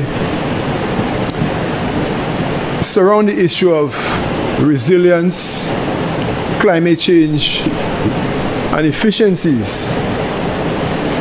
We can argue about the figures, whether the rates of interest are adequate, but I think we must bear in mind that any attempt to address the issue of climate change will have some significant implications for any country going forward. And the common threads that I pull out, of course, would be climate change impacts, renewable energy development, the efficiency of government service, connectivity, especially in the regional digital transformation project. But also, what came up was the question of regional collaboration, and I want to turn to this in a while. St. Lucia has what you call a country code top-level domain name, .lc. And this is a resource that can be used to fund programs like digital transformation. And I want to take us slightly to a smaller country north of us called Anguilla, which is making a mint of money of a simple two-letter abbreviation .ai. Largely because there's a windfall now because AI has become fashionable. But .ai has been earning the government of Anguilla millions of dollars. In 2024, the government reaped in 105 million EC dollars through the sale of domain name .ai, and is projected to earn an additional 132 million in 2026. But we have not heard anything about .lc for a while. And that's a question I want to put to the leader of government business. Who's managing .lc, and what has been the revenue stream for .lc? Because if we have a resource that we can use to finance some of our programs like digital transformation, why not turn to it? As we move into the era of artificial intelligence, there's another issue that has been emerging, is the question of consumption of energy for data centers. One may argue it's far from us because St. Lucia may not be in the business of managing data centers. But as data centers consume more energy, it has a significant impact on the climate. And as users, as small island states, we will be affected. The figures before us indicate that by 2030, data centers, because of AI increase, their power consumption will go up by almost 60%. So if you're using, for argument's sake, 10 megawatts this year, in the next 4 years, just add 60% to this. In fact, the discussion now is moving from megawatt consumption to gigawatt consumption. And I urge senators to do a bit more reading on the impact of AI on our small economies. And it means, therefore, that we have to pay attention to alternative sources of energy. Hence the reason why one has very little option now, as the Senator Previll said, but to support the Renewable Energy Development Program and look at what is happening with renewables. A few years ago, the OECS attempted to strengthen collaboration in energy development and in energy regulation, but this fell flat. There was an agency called ISERA, which I'm sure the leader of government business is familiar with. It's the Eastern Caribbean Energy Regulatory Authority. And the question to the leader of government business is whether in the initiatives on regional collaboration, I think St. Vincent and Grenada were mentioned, whether we will be giving any consideration to collaboration in regulating the energy sector. We know of the success of regulating the telecom sector, as we have now ECTEL and the NTRCs, though the circumstances are totally different, but I think one has to consider what are the gains by considering regulation in the energy sector. Madam President, I think going forward in terms of energy initiatives, regional collaboration is the way to go. We have been told several times by different fora that we cannot do this alone, because as small island states, we are just the takers of the impacts of climate change and increased fossil usage of fossil fuels. So I just put these questions and these two comments to the leader of government business, and these are my very brief observations on the resolutions. Thank you, Madam President.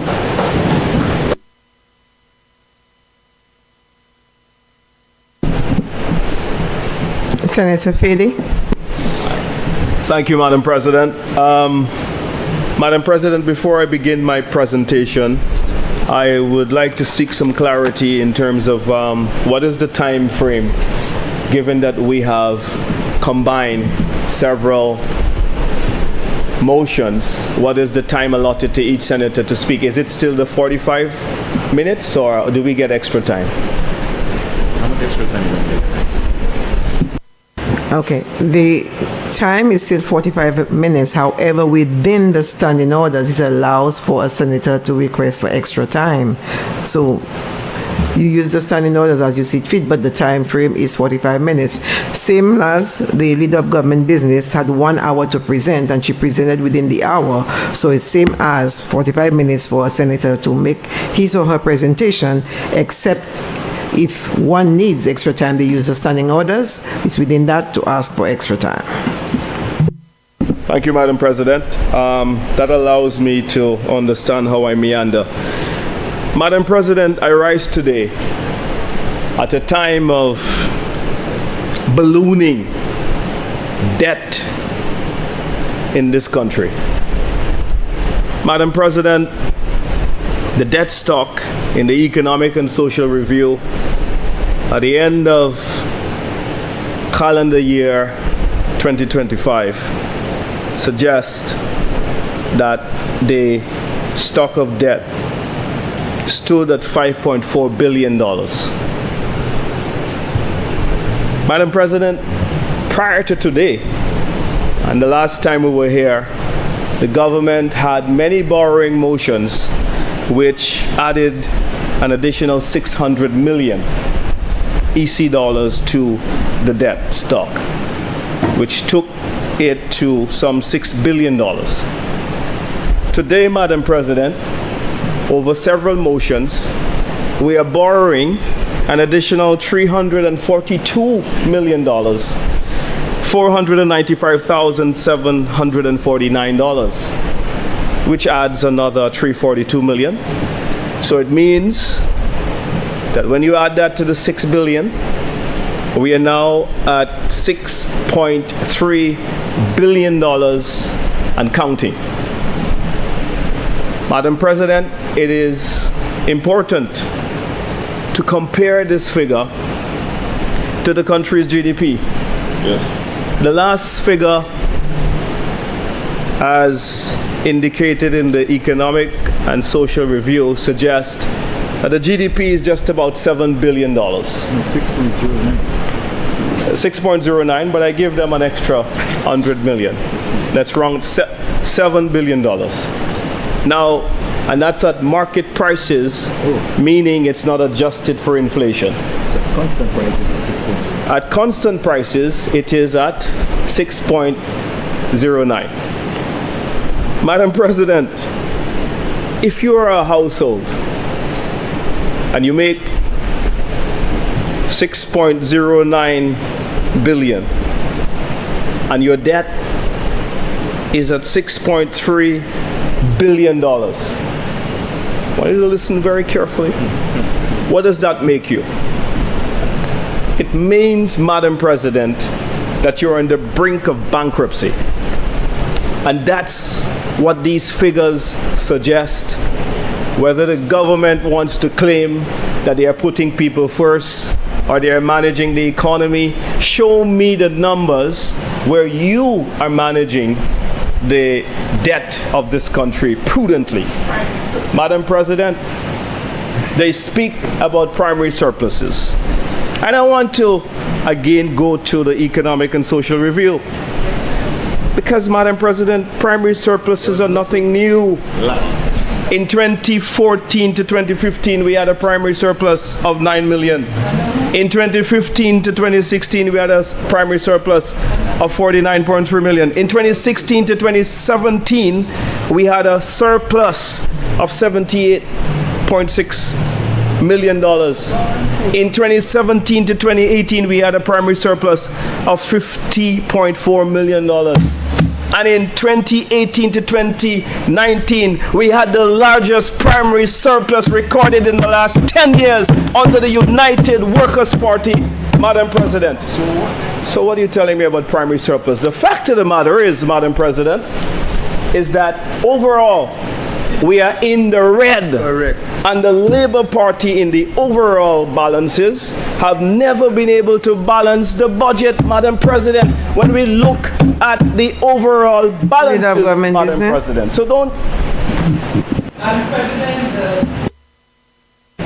Madam President, Senator Dominic Fede is misleading the House to say that the country's books are in the red is totally contradictory to what he just said. If the country is recording surpluses, the books cannot be in the red. So he needs to retract that statement.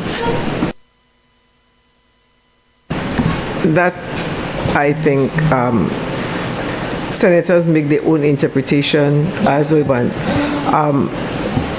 Yes, and I'm saying, senators, I try to not have us go back and forth with such things.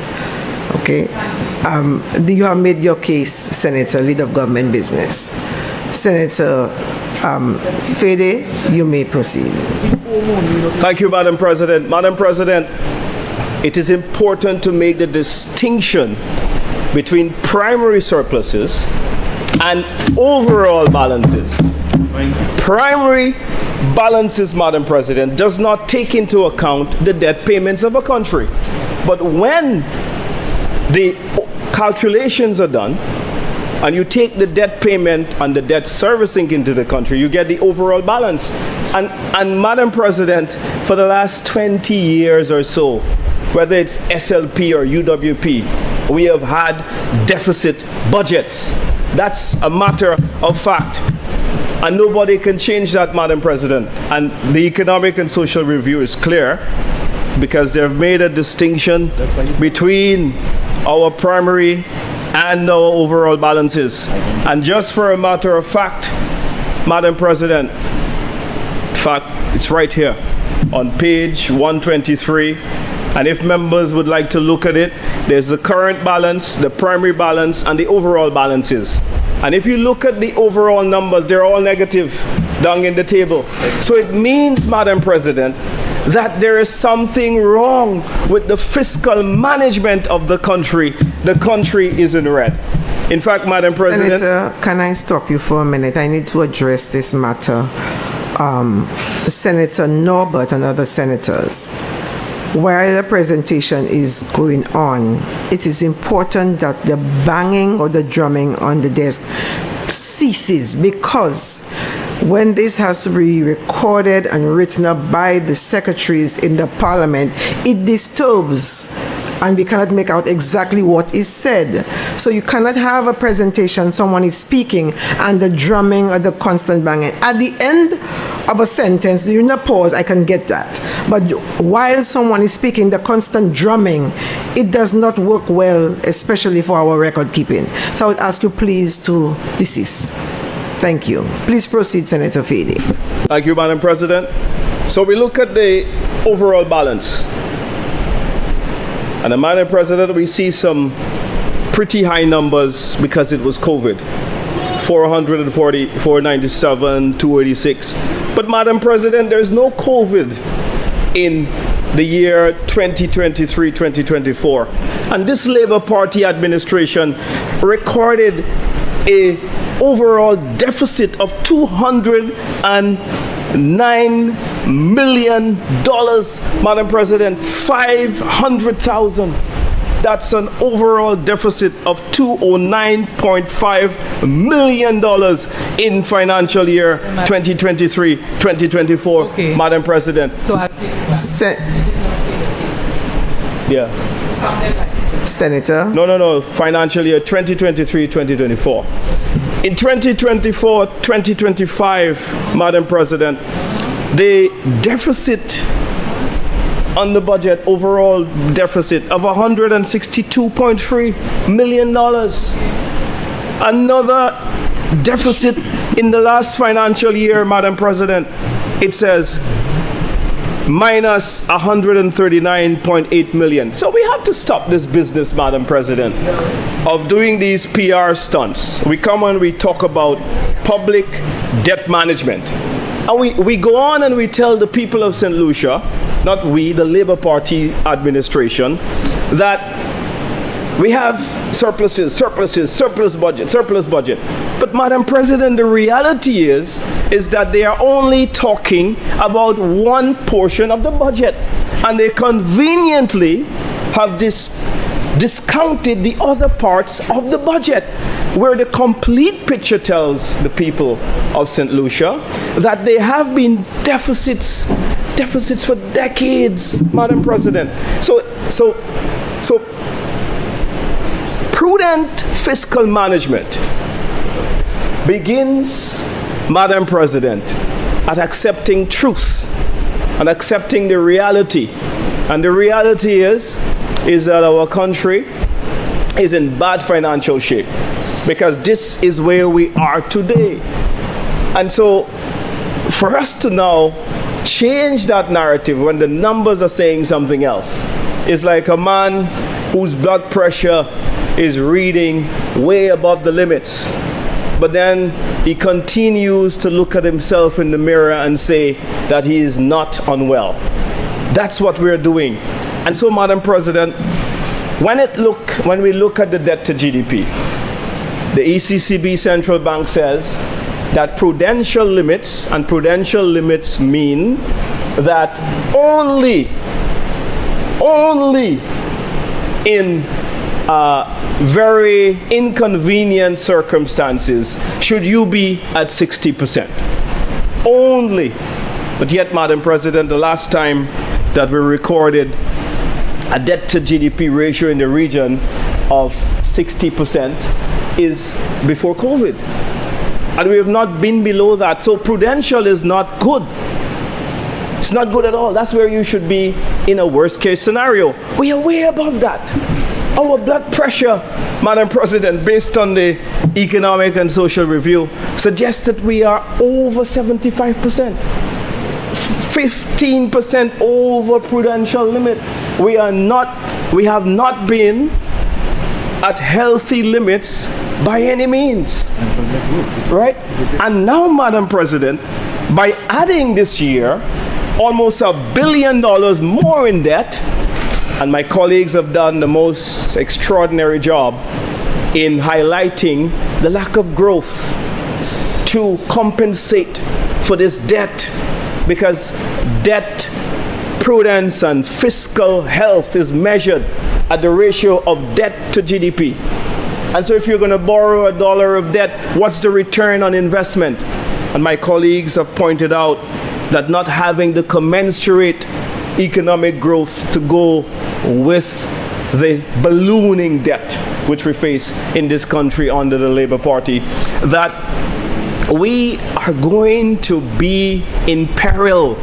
There's no political spin or public relations stunt is going to change the reality.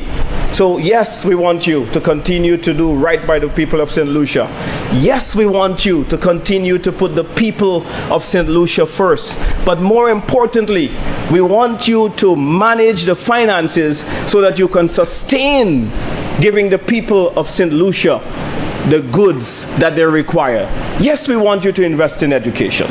Yes, we want you to invest in healthcare and in renewable energy and all the programs that you have highlighted here today. Yes, but we have a fundamental concern that at the same time, if we don't get a hand on this situation, that what is going to happen to our country is that the government may well find itself in a position where we will have to go into a period of austerity. And we must not wait until we get to that period to react to it, but we must do what banks do. You know, in banks, periodically they do something called stress testing. And stress testing, Madam President, is something that they have imposed in their internal management of their own finances to make sure that their capital is at a certain threshold, and to make sure that things like their net income is at a certain level. And so the government must always do a stress test. We must ask ourselves, how much cash do we have, and how long can we go without new cash if there is a crisis that has happened today? That's what you call fiscal prudent management. Not coming and say we buy laptops and we do that and we do that. No, that's all political talk. That's all political talk that is void of any intelligent and sound economic or financial conversation that needs to be had at this level. So I am bored of the narrative that comes from the St. Lucia Labour Party administration, coming and talk about, you know, all these kinds of stuff. What is that about? right? Let us get down to what the numbers are actually saying, and let us look surgically at where the country is at. Okay? The country is at a very dangerous place. And I know it's very difficult, Madam President, for some senators to even understand this, because what has happened is that the talking points, the narrative, the PR spin doctors have been so successful in the Labour Party administration that they have even managed to convince even some of the practitioners that are on the government side. So, Madam President, we are in deep trouble. The economy this year contracted, according to the Social and Economic Review, by 0.56%, which is not doing well. All the other OECS countries grew, but we are borrowing all of this money, but we're not growing the economy. That is not a good place for us to be. That's what we're saying on this side. And so, Madam President, $6 billion, 6.3 to be exact, is where we're going to be based on it and counting. And I'm not sure if the government is going to come with new borrowing bills, but we are very, very concerned. Madam President, in comparison to where we are now, in 2016 to 2019, the debt changes that have been recorded on the official debt of the country, and that could be found on page 127, and I extrapolated this from table 38 of the Economic and Social Review. And it shows us, Madam President, from 2016 to 2019, that the debt was increasing by about $110, $120 million a year, where in 3 years, the then UWP administration would have increased the debt by just about $115 million a year. That's the average, right? Taking the debt stock, increasing it by about $350 million in 3 years. In COVID, we see that there has been an increase in the debt stock by about $800 million in the 2 years of COVID, 2020, 2021, that period. But Madam President, with no COVID and 4 years under the St. Lucia Labour Party administration, we have seen the debt stock increase by over $1 billion. And that is recorded here in the Economic and Social Review. So while they were talking about Madi Prete in one of the most severe economic crises to have hit the world since the Great Depression of the 1930s, right? What we see, Madam President, what we see is that the government, Madam President, has ballooned, skyrocketed the debt of this country. It makes for an intriguing analysis of the financial resources of this country and the financial management of this country. I would not in any way, Madam President, associate this kind of performance with the phrase fiscal prudence. Absolutely not. This is fiscal imprudence, if you ask me, Madam President. So here we see, with no COVID, economy recovered, that the tourism industry recovered, the main income driver normalized in terms of its operation, and yet the government did not stop the borrowing that that constituted the crisis during COVID. So, Madam President, I think we are in very, very bad shape.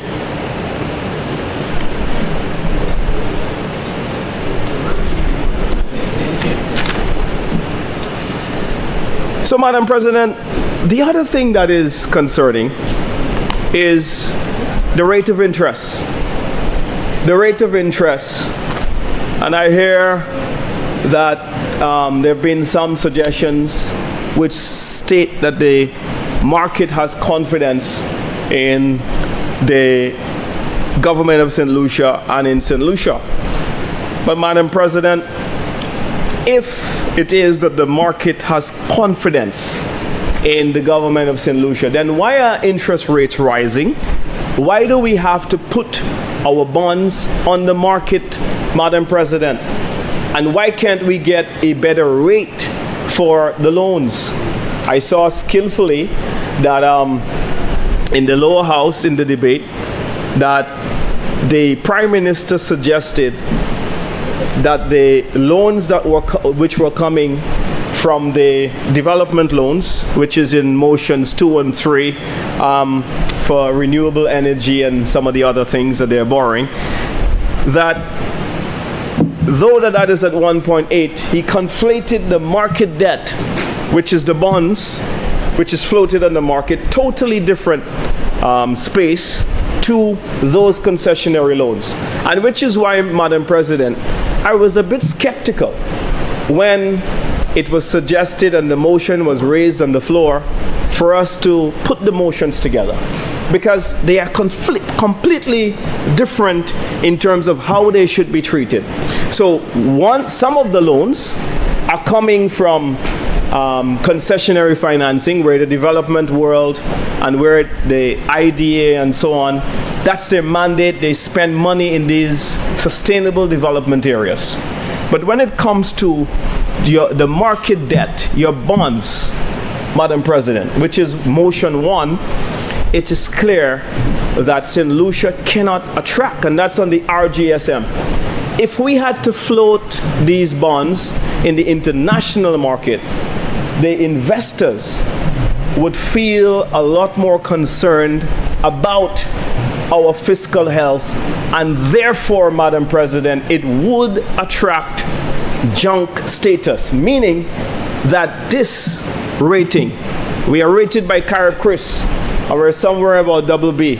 If Moody's or Fitch or any of the international rating firms had to rate St. Lucia, Madam President, it would be very interesting to see what they would say about our fiscal situation in this country. So there can be no suggestion in this House that is accurate and that is and that could say that it is sound by saying that our books are healthy and that we are managing our finances well. Absolutely not. So Madam President, on the RGSM, which is where these bonds are floated in the Caribbean, we have 7%. I want to bet today, if I were a betting man, Madam President, internationally, this would not be investment standard, investment grade. These bonds, you would need to pay a lot more in terms of the interest rate before you would actually get anyone to take them up. So, Madam President, not a good sight. When I served as a minister, I remember the average. We came to this House, and when bills or motions were floated for the Minister of Finance to borrow, it was an average of a maximum of 4%. So when you're getting to 7, it is beginning to tell you how the investment climate really feels. So don't tell me that your bonds are fully subscribed. And don't tell me that 100% of the bonds that, the investors have decided to roll over and not to draw down on the bonds. That is not an indication of confidence. If there was an indication of confidence, then you could have easily reduced the rate if St. Lucia was so hot on the market. If there was a great demand for St. Lucian bonds, you would not have to put the bonds at 7%. Madam President,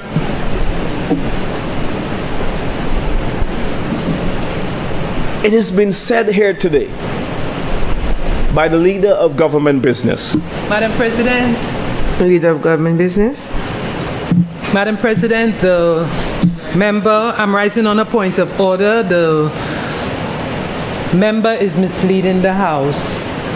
Madam President, the resolution states that the bonds are going to be between the interest of 4 to 7%. it did not say fixed at 7%, so he needs to correct that statement. Senator Fede. Thanks, Madam President. If you have put the maximum at 7%, it means that you're asking Parliament to lock in a potential interest rate of 7%. Semantics. So if you're not willing to pay 7%, then don't put 7% on the motion. Because this is going to be, it's a motion, it's going to be passed in the Parliament, it becomes a legal document that anyone in the Ministry of Finance now have the legal right to then get and negotiate a bond at 7%. Correct. So if you're not going to pay 7, don't put it. Correct. Simple, right? So, Madam President, again, these are the games that we play. And that's what I'm talking about. These are the games that we play with the finances of the country. You want to go and say maximum and range. Madam President, I would have liked to have seen what has been the average interest rate paid by the government in the last 12 years, in the last 12 months. And if the leader of government business had provided that, I would have said, you know what? We have something to go by. But I have no evidence that the maximum is not going to be 7% and what the actual is going to be. So we cannot play those games. Let us, Madam President, be real with the people. Let us be transparent. I've heard the President in the presentation of the motion suggest that, and I want to quote her carefully, I don't want to miss this. This is in keeping with the government's fiscal financial management. For me, Madam President, a critical component of fiscal prudence is transparency. Transparency, Madam President. So, if it is that the government is not even willing to tell us how much taxpayers will pay on the Arsenal deal, why should I have any confidence that you are prudent with the people's money? If it is, Madam President, that the government is not willing to tell me how much they have spent on St. Jude's Hospital thus far, a hospital that they have failed to open, Madam President, how it is you want me to agree that you are managing the finances of the country prudently? If it is, Madam President, that the government has failed in many years to submit a report for statutory institutions like the SSDF, we don't know how much has gone into it. How it is you want me to agree that you are managing the finances? I don't know. You have not made it available. Madam President, CIP reports have been routinely late in this country. The new CIP report, which came out the other day, was several months late. An institution where hundreds of millions of dollars go into the CIP. Last budget, the government stated in the financial statement that over $405 million went into the CIP. Madam President, transparency is part of fiscal prudence. If you cannot show us up to date, if several government institutions, statutory bodies are years late in their audits, how is it, Madam President, that you want the people to know, to believe that you're managing the country fiscally? Madam President, when you are sitting on a board as a chairman, as a board of director, you are responsible for financial, fiduciary, and strategic oversight. So when you have failed to make sure that there is a timely accountability of how the statutory departments of this country that are run by state funds, taxpayers' funds, Madam President, too many ministers have been allowed to make statements as if those statutory bodies as if they were their personal finances. When a minister will say that he has to speak to Arsenal to get their permission, or before he can put out the information, he doesn't want to affect future commercial deals. He is not standing in the best interest of the taxpayers of this country, Madam President. And you want to talk about fiscal prudency? Fiscal prudency is leveling with the people. A simple thing. The same minister prior to that told the nation that he had to get permission from Caribbean Galaxy to tell us how much the financial implications were for the contracts. And you want to talk about fiscal prudency? Madam President, this is serious business. So the Labour Party administration ought to, before we can get these taglines, putting the people first, managing the country's finances first, we must make sure that the commensurate action lines up with the PR spin and all of the ads that we see on Facebook and social media must come back, and it must line up with your actions. How is it you have several years of statutory bodies that haven't even filed a report? We don't even know where they're at. You come to the parliament year after year asking for more monies. You're asking the people of St. Lucia to pay more at Wasco, water increases, but you haven't shown them how you've managed an important institution like Wasco. How is it you want us to believe that you're managing things well? Senator Jean? On a point of order, Madam President, there's a proper process by which Wasco is regulated. And your point of elucidation or point of order? A point of elucidation. Okay. So, Wasco... hold on a second, just to make sure in that regard, Senator Fede, you have yielded? Okay. All right. Proceed, Senator Jean. Madam President, there's a regulator, the National Utility Regulatory Commission, which went through a process of consultation throughout the length and breadth of this country with the private and the public sector. And then there was a decision by the regulator. So to suggest that there was just a rate increase, and it's a rigorous process, and to suggest that a regulator was involved and that there was no reports and that they just imposed a tariff on people is not correct.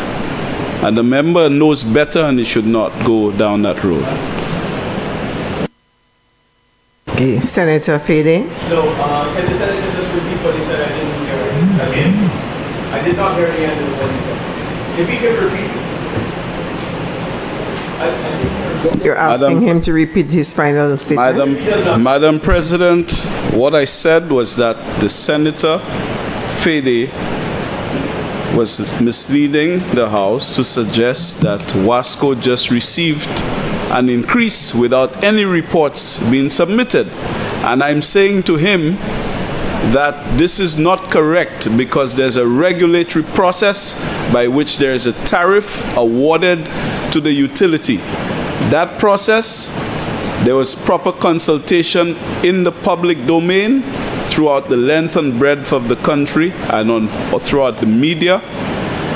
Proper consultation, and there's a rigorous process by the regulator, a reputed regulator, and it is not correct to say that it was just out of the blue and they just gave them a Wasco increase.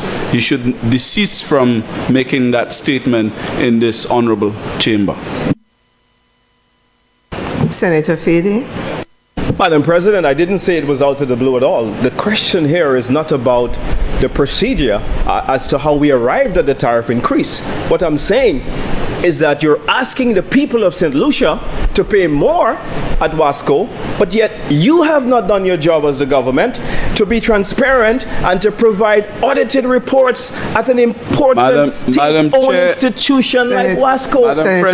Madam President, the Senator must be aware that that is why you have a regulator who regulates the tariffs, the economic regulator, just as you have for telecoms.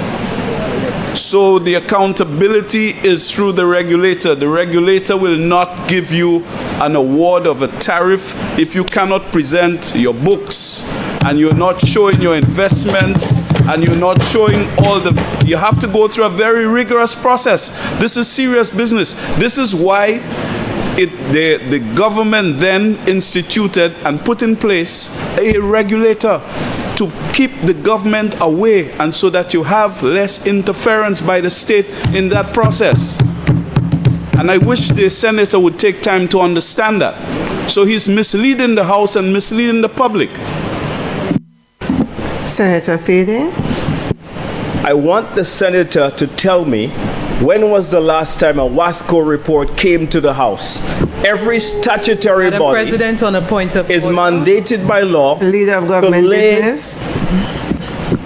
Thank you, Madam President. Madam President, this member is misleading the House, as the member knows that WASCO is not a statutory organization. WASCO is a company registered under the Companies Act. So WASCO's books are not expected to be tabled in Parliament. WASCO reports to a regulator, which is the National Utilities Regulatory Commission, and it is the National Utilities Regulatory Commission that is required to present their report to this Honorable House. So the member needs to know what he is saying. Senator Fede? I thank the members for their intervention, but Madam President, I want to make it absolutely clear that in the interest of transparency, a public company or a statutory body should have some level of accountability to the people of St. Lucia. So if it is that WASCO is owned by the taxpayers of this country, then the taxpayers of this country ought to know, is WASCO making a profit or is WASCO losing money? And where is that information? But you want the people to pay Leader of an Government extra... Business. Madam President, the member continues to mislead the House. Madam President, we have a responsibility here as senators to provide factual information to the people of St. Lucia. Madam President, companies do not present information to the House. All companies, and mind you, WASCO may be a company owned by government, but it is registered just as any other company in the state of St. Lucia. And so, Madam President, there is a mechanism for WASCO, and just like all other companies, to do their reports to their board of directors. And so that is being followed. So to say that it is not being transparent is actually false. Senator Fede, I think the senators have provided enough information to you so you could be well advised as to your way forward in your presentation. Madam President, I thank you, but again, I have to stress that my point and the theme of my presentation is that if the government is going to claim that they're being fiscally prudent, then I believe it needs to improve transparency in the CIP reports, in the reports coming from the NLA, which borrowed $80 million. Let me inform you that you have... We have not... Sorry to interrupt. You have 10 minutes to complete your presentation. I would love some more time, Madam President. I was interrupted. Two senators, which I yielded to. And given the fact that we are now conflating some 4 motions into one, I would like an extra 15 minutes if the Senate does not mind. It's your colleague who has to request the extra time, Senator Fede.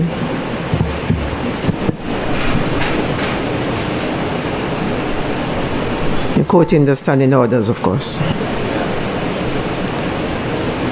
Senator Norbert? Yes, Madam President, I'd like to move in accordance with the standing orders that my colleague be given an extra 20 minutes to complete his presentation. No. You quote the standing orders. You want to say which standing orders that you are quoting for the extra time? Yes, Madam President. Which of the standing orders speak to the extra time for... No, I'm asking... 33. There. I would... It's free, 35. I think it's cool. Yeah. Yes, Madam President. The standing orders 35-3. In accordance with standing orders 35-3, I'd like to move for my colleague to be given an extra 20 minutes. Senators, the question is that Standing Order 35-3 be suspended to allow the Senator Fede an additional 15 minutes to complete his presentation. As many as of that opinion say aye. Aye. As many as of that opinion say no. No. I think the noes have it. Madam Clerk, I think I'll need a little bit of guidance here. The noes have it. How do we?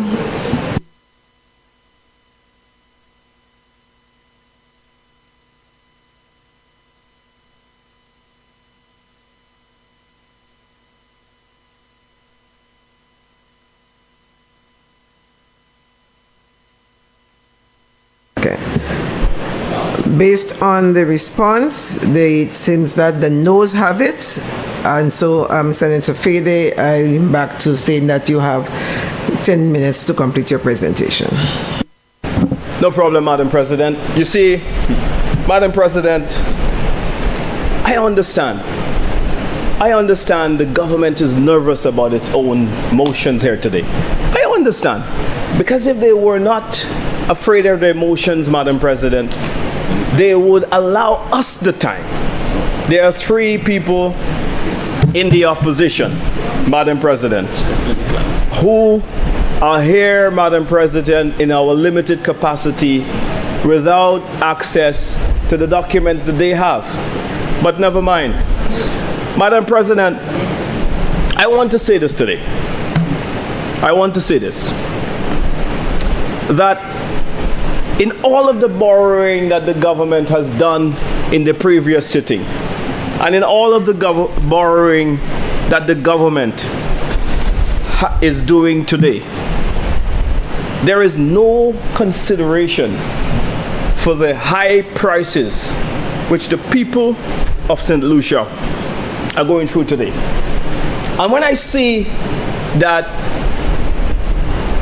they have borrowed hundreds of millions of dollars, hundreds of millions, but yet gas prices is high at $16.75 a gallon, Madam President. When I see that it appears as if they're going to increase the price of water on the folks of St. Lucia, when I see, Madam President, that there has been no amendment to the duties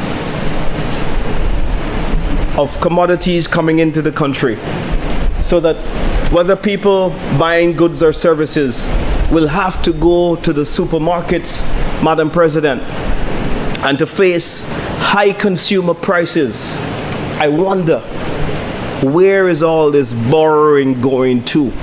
And I wonder, Madam President, I wonder if the government is truly putting the people of St. Lucia first, or whether this is just a tagline that they have used for their public relations. Because, Madam President, if the people were truly first, then why does it take them 5-6 years to open up a hospital that they said that they could fix in 6 months and for a few $1 million, and for chemical? But yet, Madam President, the people remain at St. Jude's. Yet, Madam President, the people remain paying high gas prices. The people remain paying high commodity prices. despite hundreds of millions of borrowing. That is your performance. That is your performance. That is your performance. So, Madam President, to wrap this up, the debt is spiraling out of control. The Labour Party has no answer but empty talk. Empty talk, nice words. And that's why, Madam President, they could not come off the script today, because there's no conviction in what the government is saying. So they had to read everything that was prepared for them, Madam President, because they don't believe in what they say. They don't even understand what they're reading. This is my opinion. The senators on the government side, Madam President, lacks conviction. So when they say that they are managing the economy prudently, look, you know why I can tell you, Madam President, that there's no conviction? If there was conviction, you wouldn't have 3 opposition senators jumping up to speak before the government side.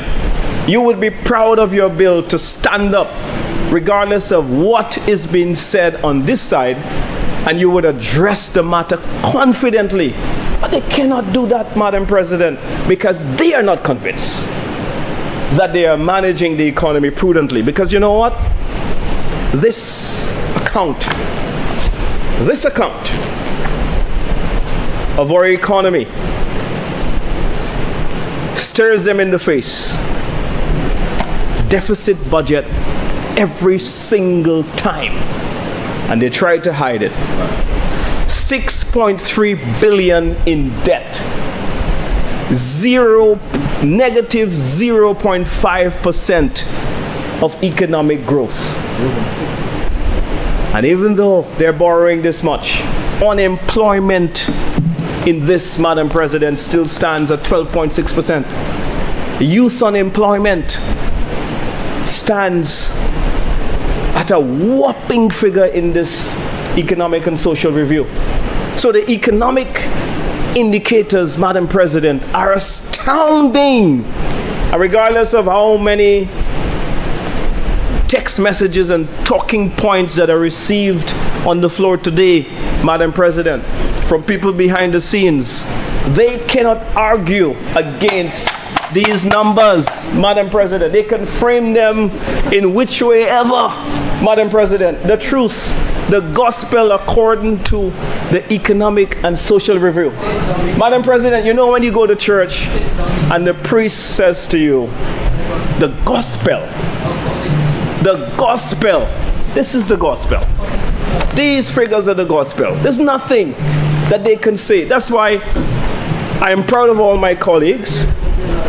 You know why I'm proud of my colleagues? Because my colleagues have referenced the pages in the Economic and Social Review, and they have gone and they have said, according to the report put together by the Labour Party administration, here is what the numbers are saying about St. Lucia's economic circumstance.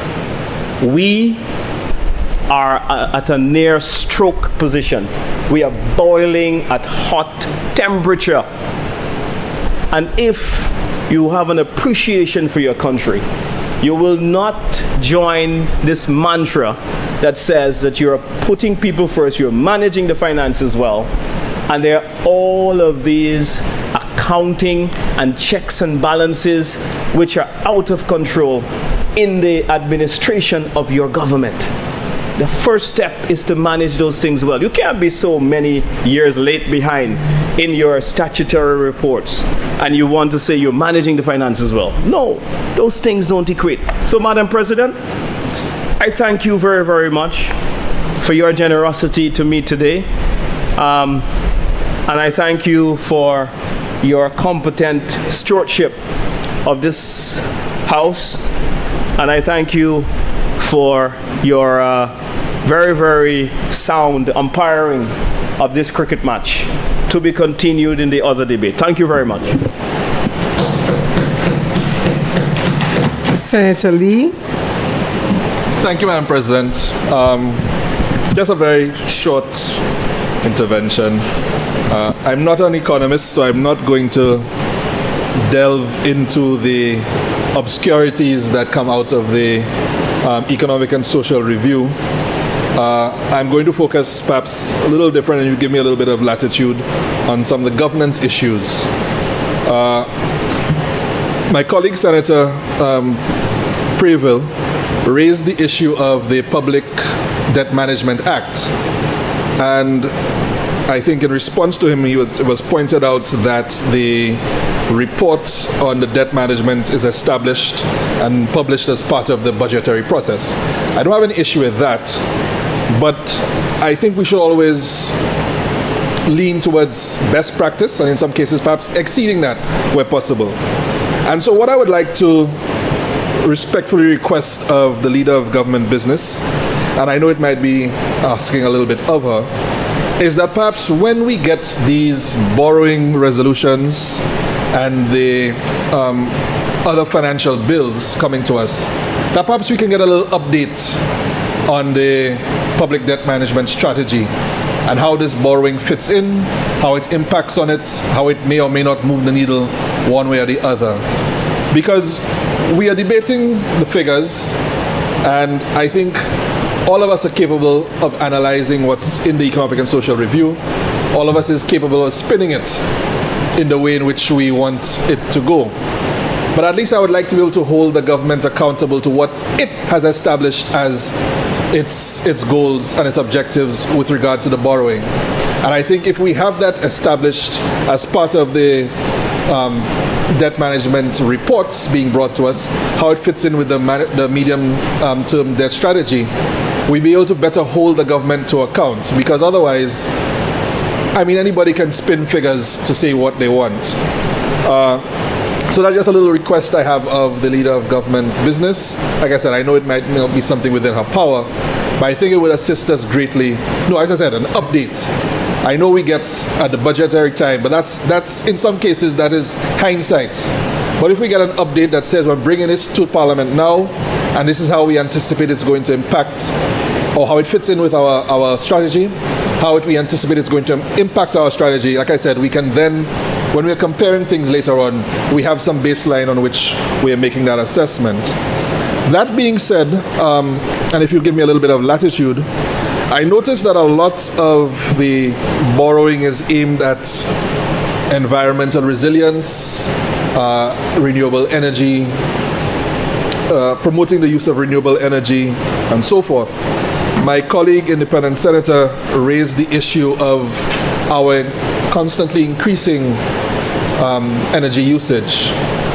And something came to mind.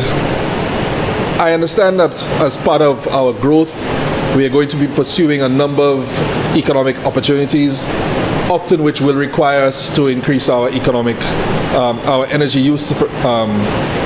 But even in our day-to-day life, we are adopting lifestyles which again constantly increase our energy use.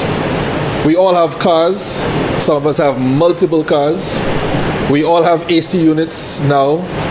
When I say all, I'm being a little general for the point of making the argument. And I think sometimes we are going away from the learnt lessons that we have had in the past. Our architectural design, for example, was designed to meet our environment. It was designed for the winds or the hurricane season that we had to face. But now we all build enclosed houses which are not very energy efficient, and so therefore we are constantly having to chase more and more use of energy. We keep buying bigger and bigger vehicles with larger engines, which again uses more gas.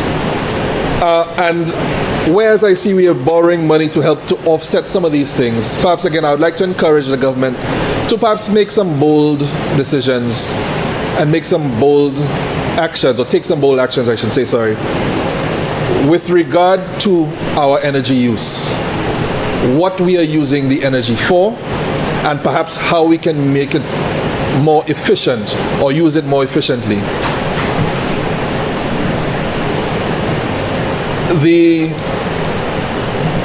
And again, as my, I think my colleague, independent senator, had pointed out, a number of these programs are region-wide. And again, I would like us to encourage to learn from each other, because the one concern I have sometimes is that once we are borrowing from these multinational lenders, sometimes they dictate for us the priorities. I'm not saying that this is the case in this situation, but I would like to make sure that when we are implementing these programs, that we are making sure that we're making best use of the local knowledge, what we have experienced for ourselves, and ensuring that the priorities that we are chasing are our indigenous priorities and not things that are being imposed on us. Those are just, like I said, I didn't want to get too much into the figures. I just wanted to look at some of the governance issues, Madam President, and with your leave, I will take my seat.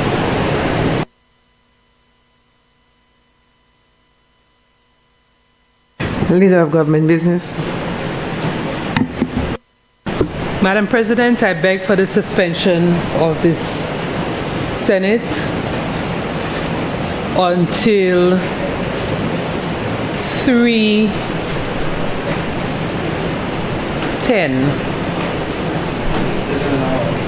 1 hour.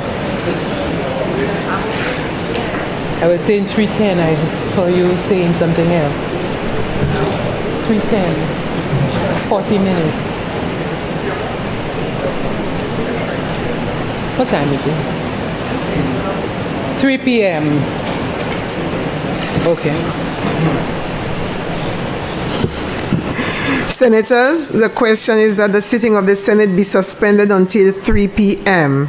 I now put the question. As many as of that opinion say aye. As many as of a contrary opinion say no. I think the ayes have it. The ayes have it. Sitting suspended.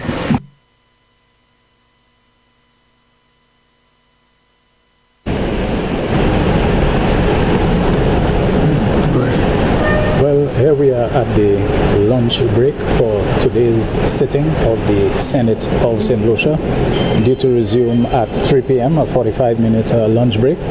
And during the pre-lunch session, we have seen presentations/contributions by all three of the opposition senators. We have heard from Senator Elisha Norbert, Senator and current leader of opposition business, Dr. Leo Titus Preville, and latterly by the former leader of opposition business, Dominic Fede.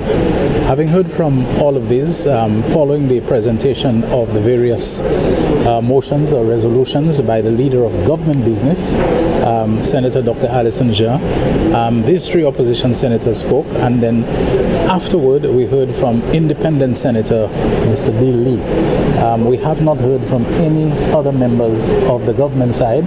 We did see him in action on his feet on a point of order, that Senator Ignatius Jean, himself also a former government minister, but their substantive presentations have not yet been made. Today it was very engaging, and we expect this afternoon to be no less, because in her presentation, the leader of government business, I suppose for saving time because there was so much to deal with, consolidated several motions into one presentation, and we heard that there was a bit of complaint from the opposition side that having had to respond to several motions or resolutions consolidated into one, that they were not granted an extra booth of time to deal with it. Whether or not this is justified, because it means the same rules will have to apply for the government senators, we will of course see in the post-lunch session. Michael? Oui, Shelton, même qu'on dit, c'est conseil et Vénédiodia, ça nous a, c'est sans un seul mot, eh bien, 5 motions qui ont mis ensemble, qu'on y a un bloc, qui a plutôt gardé même situation côté gouvernement, qui a prêté l'argent pour aider situation, changement climat et puis bâtir, ça y a créé résilience en pays avec différents projets et comme ça, c'est ça, il y a discuter, comment dire, il y a un seul 5 motions qui discutent d'un seul, avec il y a des causes face à l'opposition qui a demandé pour plus de temps, puisqu'il a dit passer pour chaque motion, il était mérité, mais le président avait dit il pas il pas d'accord avec ça. Après, il m'a dit pour en permission, l'instant, c'est mon qui a participé. Nous aussi, ouais, je dis à tous les trois, même façade, ça c'est façade, même sénateur sous façade opposition, tous les trois, j'ai parlé à sous ces émotions avec ces deux membres indépendants pendant ces façades gouvernement pour répondre. Alors nous avons espéré que les sessions qui vont commencer à 3h, nous avons plus ces différents membres façades gouvernement qui ont parlé à ces émotions. Mais il peut paraître que ça c'est une journée qui est longue, c'est différents membres qui fasse à l'opposition, tout le monde qui peut-être qui a dit quelque chose à tout ça. Alors, on nous prépare pour une journée qui est bien longue. Thank you very much, Michael Gaspar. And of course, Michael and I will be here for the afternoon segment. Certainly, I will be going on to the completion time. We appreciate your attending to this sitting of the Senate via the National Television Network, St. Lucia FM, and our other platforms provided by the government of St. Lucia. And we look forward to continue serving you for the remainder of today.